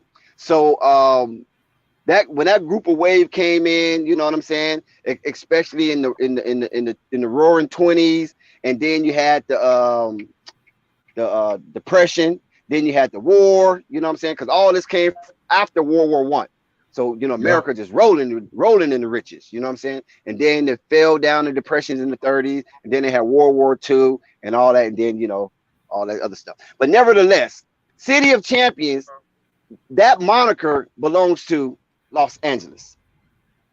Because not only was our professional teams winning, our amateur teams was winning as well. Not only was they winning in just the three popular sports, it was baseball, football, basketball. That's how it went. And then hockey was somewhere around, in there. But we were winning in sports that wasn't as popular at the time. You know what I'm saying? So we covered a full gamut of amateur competition as well as professional competition. Yeah. You know what I'm saying? And then look, we had the Summer Olympics. I don't think New York ever had a Summer Olympics. Yeah, y'all had the Winter Olympics up there in Lake Placid. But it ain't nothing like the Summer Olympics. And I think LA had the Olympics twice. You said Lake Placid? Yes. But that was a movie, wasn't it? Listen, I understand. I know it's hard. I don't know. I understand. I know it's hard. But New York City is just the greatest city. They gonna fly. I know it's hard. I understand. It's tough. You know what? I know it's hard. You from Long Island, you ain't from New York. That's what finally. Yeah, no, but that's not true. You feel me? I mean, New York, Long Island is New York. I'm not. You an Islander, like you an Islander. Dude, Long Island. Listen, where I'm from in Long Island is right next to Queens. You know, when you think of the Long Island, man, you thinking of like the Hamptons or some shit like that. You know, that's Suffolk I've been County. to the Hamptons. Hamptons is really nice. I'm from Nassau County. I mean, out of Green up there. Yeah, there's a lot going on. But shout out to everybody in Long Island, man. Pay homage, man. We understand the history. You got YouTube. We understand the history of City of Champions. So when you guys look at it, it's mainly baseball that you guys dominated, right? Right. Outside of baseball, you guys haven't really dominated anything. We dominate in all sports: baseball, football, basketball, track and field, soccer, gymnastics. Let me look volleyball, beach volleyball. We don't dominate in hockey. That's mainly up in Canada. I think they have the more dominant teams. The Edmonton Oilers or whatever. Thank you, Dex. I didn't notice that the New York Rangers won the championship the year I was born, 1994. Oh, is that right? Yeah. Well, winning their 4th cup in 1994. Cool. Oh, okay. I didn't know that. They had 4. Now, when I used to watch hockey, I kind of kept my eye on the Islanders more than the Rangers, and I kept my eye on the Penguins. Shout out to the Mario Lemieux area. I also kept my eye on Edmonton, of course, until we got the great one. You know, we always get the great ones. You notice that? We got Kareem, we got Wilt, we got Wayne Gretzky, we got LeBron James. Wow. I mean, all these guys are transferred. We can't call not Magic because Magic was homegrown. You know, we drafted him. But we have a lot of greats. I mean, we had Reggie Jackson. You steal a lot? You know what I'm saying? That's what you do. Say that again? No, it wasn't stealing. It's called location. Oh, yeah? We got a lot of great ones. Just think about that. A lot of great ones passed their journey in LA. That is so cool. I mean, you know, we got San Diego too. We ain't gonna count San Diego. But I'm just saying though, that's cool. I mean, just think about that, right? We had Dave I'm sorry, Winfield. I was just gonna say Mac. Mac was talking about Wilt played volleyball. Yes, he did. He was also a professional race car driver. Yep, sure was. Wilt lived one hell of a life, man. Yeah. Over how many women? 10,000, he said. He stayed at the Playboy Mansion. If you wanted to see Wilt, all you gotta do, Wilt or Magic, just go to Playboy Mansion. They stayed there. Sammy Davis Jr. I mean, like, come on, guys. Get a life, right? Yeah. But at the same time, that's why we have the moniker City of Champions. Now, you guys thing was way back in yesteryears. I know the Yankees and the Giants was kind of relevant in recent years, you know what I'm saying, in our lifetime. But a lot of the other stuff in New York, you guys wasn't born, so I don't even know how you even attach yourself to that, and you wasn't even allowed to play with them. So I really don't know how you attach yourself to that. That's Willie Lynch at the lowest point.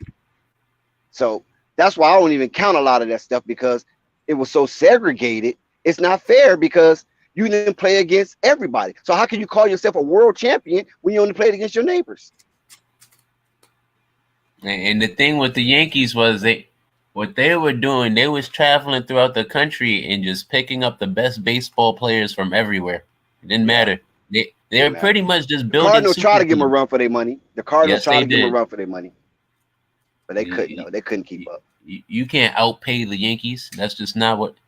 There was a comedian I remember. I want to say a long time ago, maybe 10 years ago. He had a joke. Actually, it was Daniel Tosh. Daniel Tosh, he's a comedian. He used to say, "I don't need to watch 162 games to figure out the Yankees bought the best team." Wow. It's the truth. That's what they used to do. Wow. But George Steinbrenner, he was notorious for that. I mean, he was such a megalomaniac that he would fire a manager and then hire him right back. Right in the dugout. You're fired. Oh, home run, Craig Nettles. You're hired. That's crazy. I didn't even know that. Yeah, George Steinbrenner was a fool. What they call him, the animal or something like that? George the Animal Steinbrenner or something like that. He had a real crazy name for an owner. You know what I mean? Yeah. Him and Billy Martin damn near went to fisticuffs at times. He couldn't get along with Billy Martin. He couldn't get along with Bob Lemon. He couldn't get along with Chandler. I mean, I don't know what was wrong with George Steinbrenner, but he'll put a winning squad out there. He'll pay whatever if you win. Mm-hmm. He was almost like the Al Davis of baseball. You have to educate me there. Yeah, he was wild, and he was definitely a show. Let me see, is anybody? I don't think I can give somebody in modern times. I guess Mark Cuban to some degree. You know how Mark Cuban be on the sideline? You know how he be on the sideline, very crazy? Energetic, very. You mean like Steve Ballmer? Steve Ballmer. Maybe so. But I think Steve Ballmer. Do we even argue with the refs? He acts more like a fan, to be honest. He don't argue with refs, but he do act crazy as a fan. But they will argue with a ref. Mark Cuban will argue with a ref. Oh hell yeah, Mark Cuban. Give Luka his call, you nerd. You know what I'm saying? Then he'll go to a post-game press conference and get fined on purpose. Exactly, that's what I'm saying. So Mark Cuban is a nut. But yeah, George Steinbrenner, I mean, they didn't have as many cameras as they did nowadays. But like when you watch, what was it, NB? It was Bob Costa. I think it was Bob Costa. And it was like a baseball show. First was, I think, Frank Garagiola, then was Bob Costa for the baseball show. Then they showed some highlights of George Steinbrenner. You might not have saw it live, but the cameras caught it, so they put it in that baseball reel. You know what I'm saying? So you see stuff like that, and then you see some of his antics and, stuff he said in the newspaper. A lot of stuff George Steinbrenner said in the newspaper from the New York Post, or the New York Post or the New York Times. Not okay for today. I get right. Yeah. I remember that. Yeah, he would make it. I'll be honest. A lot of people might not remember this, but in like the 2000s, when the Yankees and the Red Sox were going back at each other. Yeah, it was perfectly okay to print out wild things. Let's just say it, wild things on the headlines of the New York Post, the New York Times. It was perfectly okay. Nobody cared. Right. Yeah, the New York Post got sued several times for defamation of character. You know what I'm saying? And so they know how to pull back on certain those articles and periodicals. So yeah, they know how to pull back. But yeah, the Boston and the Yankees were two prominent rivalries. But to me, the best rivalry was Dodgers and Yankees because you represented two coasts. Okay. You know what I'm saying? And so you get the best out of the West Coast, the best out of the East Coast, and they used to go at it in the World Series. But yeah, get back into basketball. I just believe that Lonzo Ball and all the rest he had, you can imagine what goes on in his mind. When he sit there and analyze the basketball game while he's watching it, because sometimes he put up on the stories, stat lines and stuff, and some highlights, you could imagine all the things that was going on in his head. So when he gets with the guys on the court, he's going to be like Merlin. You know who Merlin is, right? Merlin? Yes. You ever heard of Merlin? In Celtic culture? The Wizard? Yes, exactly. Okay, go ahead. The Wizard, yes. Yeah. So he's going to be like Merlin out there on the court. Because all he's doing is sitting back analyzing what ifs, right? And he already have a basketball mind because he's a savant. He been playing savant prodigy or whatever you want to call it. He's been playing basketball all his life, so that's all he knows, and that's all how he's configurates all in his head, different type of schemes and ways to make the game easier for everybody, and that's why it's easier for him to lead the band the way he does as the maestro that he is. Make it easy for everybody. You feel me? All of the things that he done conjure up in his head to share with his team. That's what I want to see. So hopefully we might can see some new and invigorated Bulls basketball. Maybe championed by Lonzo. Little ideas here or there. To tweak this, tweak that. And we might can see the best of Patrick Williams. So, Unstoppable always said Patrick Williams is going to be unlocked when Lonzo get back. We might see that. Yeah. And that, like you were saying, the pretty much his transition game, that's Lonzo. That's nothing but Lonzo. That's everything Lonzo, the transition game. When we look at Lonzo and we're talking about impact, that's one of the main things that he's going to provide.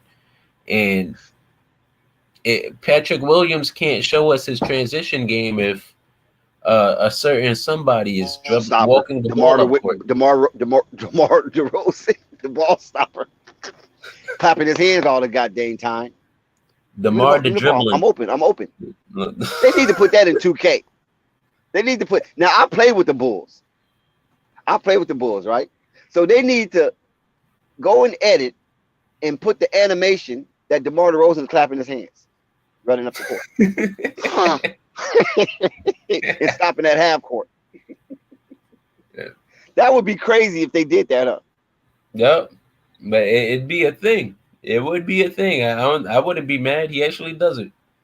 Because he actually does it. Exactly. He actually does it. He'll run hard all the way to half court. And after half court, he ain't running hard no more. That's it. Mm-hmm. Or you see what he does. Let me take over from here. I'm sorry, Dex, but have you ever noticed how DeMar DeRozan and not even only Lonzo, but whatever point guard beyond the court, like if other team will make a shot and they're getting ready to inbound the ball, DeMar will give the ball to the point guard so the point guard can inbound the ball to him. I saw that. I was so confused. I didn't like, dude, you take the ball out. You're a power forward. Exactly. Yeah, like how dare you? Yeah. That's DeMar for you. That's what makes DeMar DeMar. That's why they call him Debo. You thought they called him Debo for nothing? That's why stole he's the possession. So you didn't know. Yeah, if you didn't know, now you know. Give me that ball, man. I'm open. Yeah, you just took the ball out. Ain't nobody back court. The court is 94 feet, right? We at the 80 feet mark. Nobody guarding you. Of course you're open. Oh, DeMar is something else, man. Sometimes you get so frustrated you just have to chuckle at it. Yup. And that's how you got to deal with a lot of things in life nowadays, man. You can't be getting upset. Just gotta laugh and keep it moving because people. That's just how people are. Especially if it's not within your power. If it's not in your power to change it, then what you gonna do? Complain about it? Can't complain about it because they're gonna change it. Stress yourself out. Yeah. So DeMar, he be having me rolling when I watch him play, and he do Zach like that. He do everybody like that. That's just his game. He don't mean no harm. DeMar don't mean no harm. That's my game, man. Give me the ball. That's what I'm here for. Give me the ball. Yeah, I ain't get paid $80 million to pass out a ball. Yeah, I know why I'm here. Look at my career. That's what DeMar gonna tell him. Look at my career. My career stats. Ask him how much I average. Yeah, tell you everything about me. You see my shot, my chucking up shots per year since I've been in the league. I think my rookie season was the worst shot chucking I ever did. I learned from it. And tell him I've only gotten better. Never again. Oh boy, that's crazy. Yeah. Oh, but man, Rico, I finally seen you on cam. What made you cam up?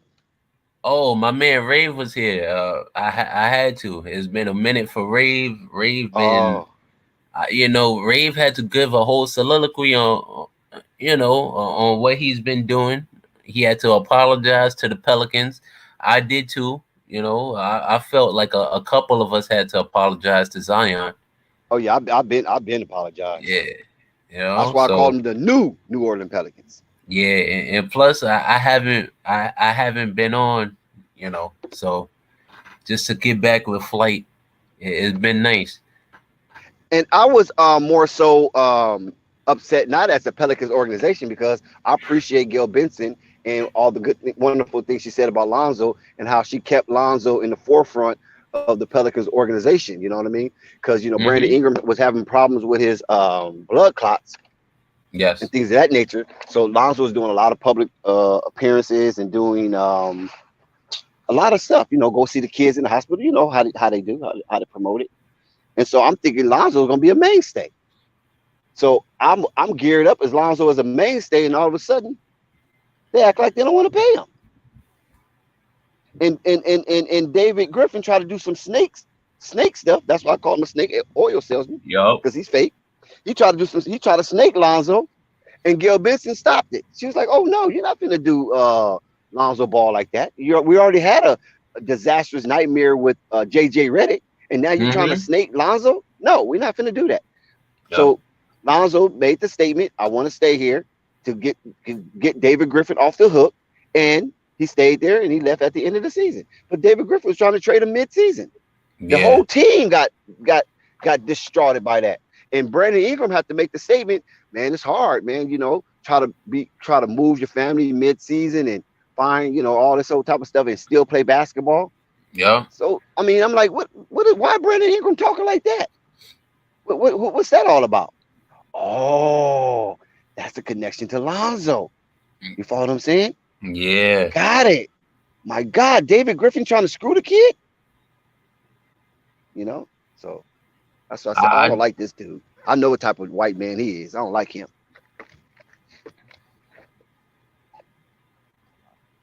All he cares about is himself, David Griffin. Thunder and Mac going back and forth over Russell Westbrook. I somewhat agree with Thunder. And I apologize, Mac. I have called Russ I'm sorry, and dumbest was the wrong word I used at the time, but we talking about what, 8 years ago? Stubborn. Yeah, man. I'm sorry. When I was younger, I used to call him, no lie, the dumbest superstar I ever seen. Dumb was the wrong word. I just think when it comes to the IQ it takes to be a Hall of Famer point guard, I think he's on the bottom tier of that. I'll be honest with you. I can't name too many point guards who understand like in-game situations, time clock management. Like they all, for my part, they understand the game more than Russ. So Russ don't care about none of that part of basketball. Those intangibles don't mean much to him because he thinks that nobody can stop him. Yeah, I agree. Don't stop me. I go to the whole time I want. I dunk on you. I dunk on you, fool. Exactly. Remember that last play of the game where all he had to do was dribble the ball out and he just ran up court and dunked on someone? That's Russ. that is Russ, bro. That's Russ every time. You're gonna live with it and you're gonna see an amazing play, or you're gonna mess it up. But you live with it because he's an amazing player. That's what you do. Russ had a talk with his dad, or his dad had a talk with him, and that's changed Russ, and he made a pivot from that point. And because he finally saw himself in the mirror, he's talking to his pops, you know what I'm saying? So I'm looking at the reflection, the OG reflection of me, and Pops, Coach Westbrook is the coach, telling him about himself and what he's doing with the Lakers. He was like, son, basically, I'm just saying, basically, not verbatim, basically paraphrasing, son, you playing with a legacy brand, the Lakers. This is not OKC. You're not out there on that red clay. This is the Los Angeles Lakers. Do you understand what type of talent that came through this team?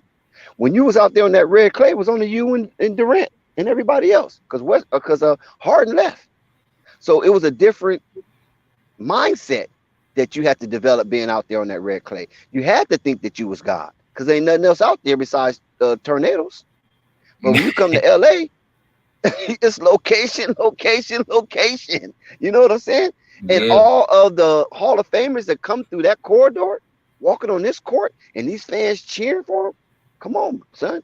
You got to do better than that. And plus, you on your last leg of a humongous contract. I mean, this contract is astronomical, right? You have to make adjustments, or they will. Dex, I want to piggyback off that. I felt like the way last season ended for Russell Westbrook, if he didn't change, this might have been the last season of his career. In all honesty, if he continued to play exactly how he wanted to play, he made no adjustments. I don't see any team who's going to offer him a respectable paycheck where he would be like, they were probably going to offer him something low, and he would have just said kick rocks. That from my opinion, that's what I think of Russ.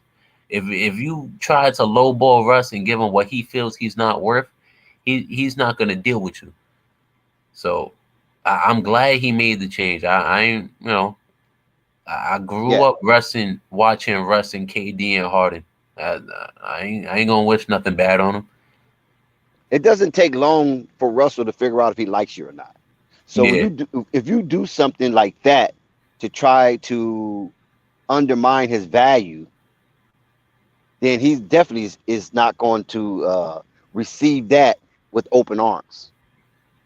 So most definitely, you correct on that, Rico. He's definitely is going to reject it, and it's going to be, bad negotiations from that point on. Now, with Russell Westbrook being in the situation that he's in, there's no one to blame but Russell Westbrook. Mm-hmm. LA tried to get him before, he turned him down. See, this is a lot of things. I mean, this is something that a lot of people don't know. LA was trying to get Russell Westbrook back in the day, especially with that Durant situation going on. And so Durant left instead of Russell. And by him turning him down, and now you want to come and try to destroy our organization, and we are what you call the acme of the NBA when it comes to standard? Dude, are you kidding me? You coming here a shell of yourself. We're coming off a championship in 2020. Nevertheless, got rabbit ears attached to it. But that's a side note. And you want to come in here and have a hissy fit and throw tantrums saying what you is or ain't going to do? Negro, please. And that's the approach the Lakers had. They got. So now they got Darvin Ham as a coach. He's supposed to be this straightforward, in your face type demeanor. So with zero tolerance coming over from Houston? Milwaukee. Oh, I'm sorry, Darvin Ham, yeah. Coming over from Milwaukee, who just come off a championship after the Lakers won their championship. So you're dealing with an organization that won a championship in 2020 and a coach won a championship in 2021. How you gonna buck that and you ain't never won nothing?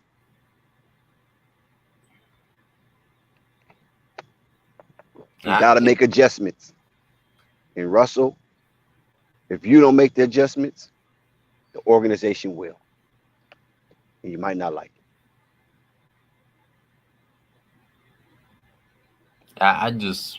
Like I said, I'm glad to see he made those adjustments to his game because that's definitely going to extend his career. But you ever see something before and then you guess it's going to happen, but you hope more than anything it don't happen? I really feel like I grew up watching my favorite point guard twice. I remember watching Rajon Rondo, and his main critique was he didn't have a jump shot, and that was holding him from taking that leap to the next level. I'm not saying Rondo wasn't nice. Rondo was arguably a top 5 point guard, and we talking at a time where we had prime Chris Paul, prime Chris Paul, and a bunch of others, Tony Parker, a lot of Hall of Fame point guards, and Rondo's right in that group. But the media always criticized Rondo because he didn't have a steady jumper like the rest of these point guards. And, you say it for so long, hey, Russ got to work on his jumper. Nah, he averaging such and such. Nah, Russ got to work on his jumper. Nah, he averaging such and such. Now he not averaging such and such anymore. And people like, well, he needs to work on a jumper. What happened this whole time? It's yes. And you know why that happens? Players don't add to their repertoire, so they hang their hat on what got them to be such an outstanding player on the court and in the eyes of basketball pundits that praised him. And like I said, when you're down there on that red clay in Tornado Alley, there's not much out there. So anything that brings some kind of excitement, galvanize people to come see you, to fill up that stadium, they're going to tell you everything that you don't want to hear. Oh, excuse me, I'll take that back. They're going to tell you everything you don't need to hear. And that is, you're great, you're awesome. Nobody's better than you. I mean, look at you look what you know what I'm saying? And you start reading your press clippings. That's the worst thing you can do as a young athlete is read your press clippings. Because now you don't see any room for improvement. You don't see any room for growth and development. So if you don't see any room for improvement or growth and development, Rico, you're not going to work on your game. You're just going to continuously to do the things that got you there, especially if you're healthy, you're agile, and you still have the physicality to execute such maneuvers.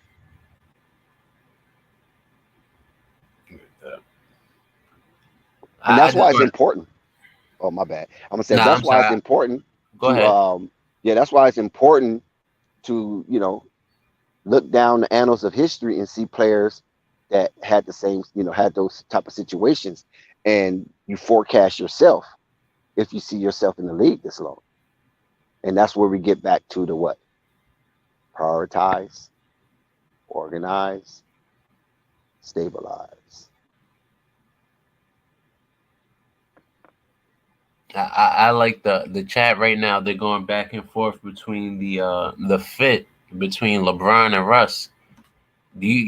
Have you seen them? Is it working? No, do you think they could play minimum minutes together? Are they missing pieces? Is Anthony Davis enough to fix the fit? What do you think, Dex? Yeah, now that's the key right there. Anthony Davis is enough to fix the fix.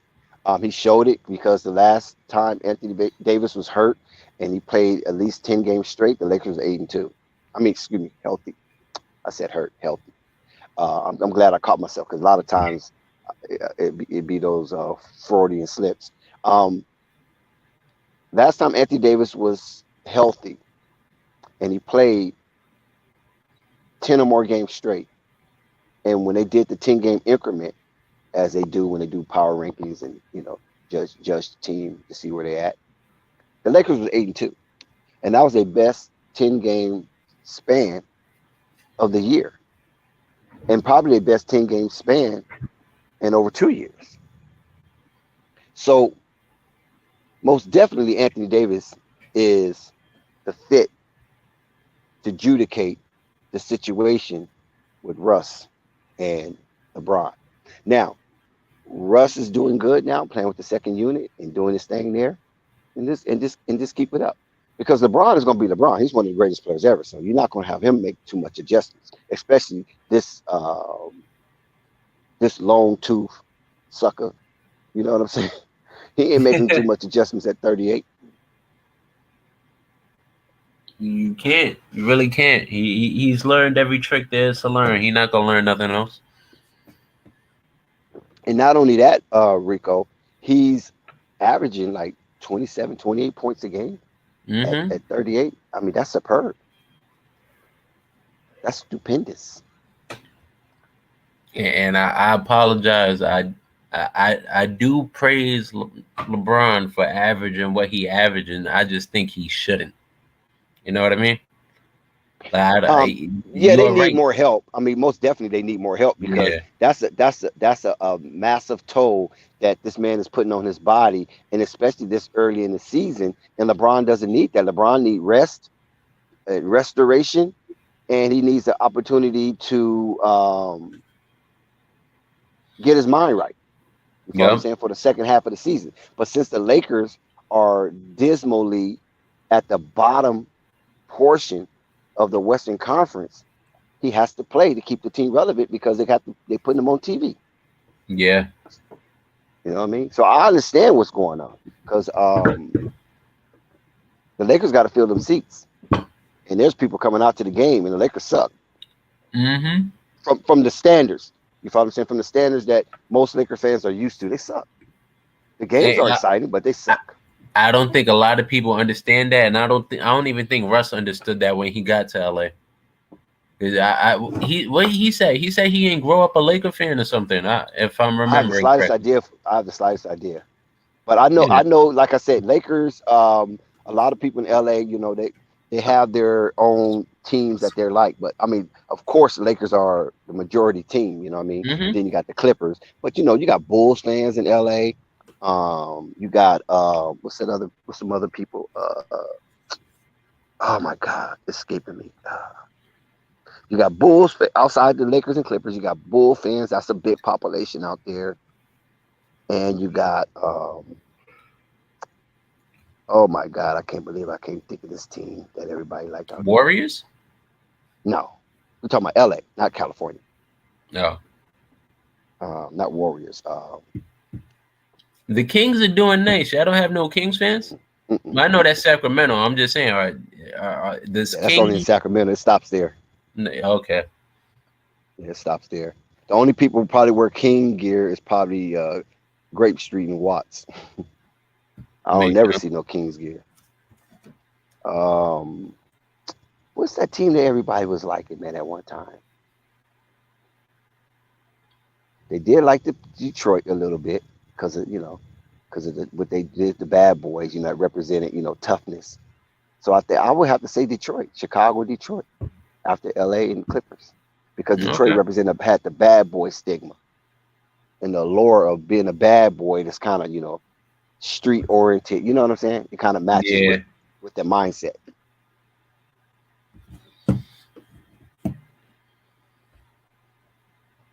But outside of that, that's it. I'm talking about in the LA area, LA, San Diego area. I remember pretty much in New York City, everybody was either I think it was the first generation of actual player fandom. Whereas, like, you know, before, I'd like to think a lot of people were more fans of teams. Of course, they had favorite players, but, you know, a lot of people back then more, you know. Yo, we about to get up out of here. We about to get up out of here. We're going to pull back up tomorrow. Salute to everybody. Yeah, shout out to everybody, man. Have a good night. Peace and love. Flight Sports TV, man. That's my dude. I rolls with him. You heard what the man said. It's Flight Sports TV.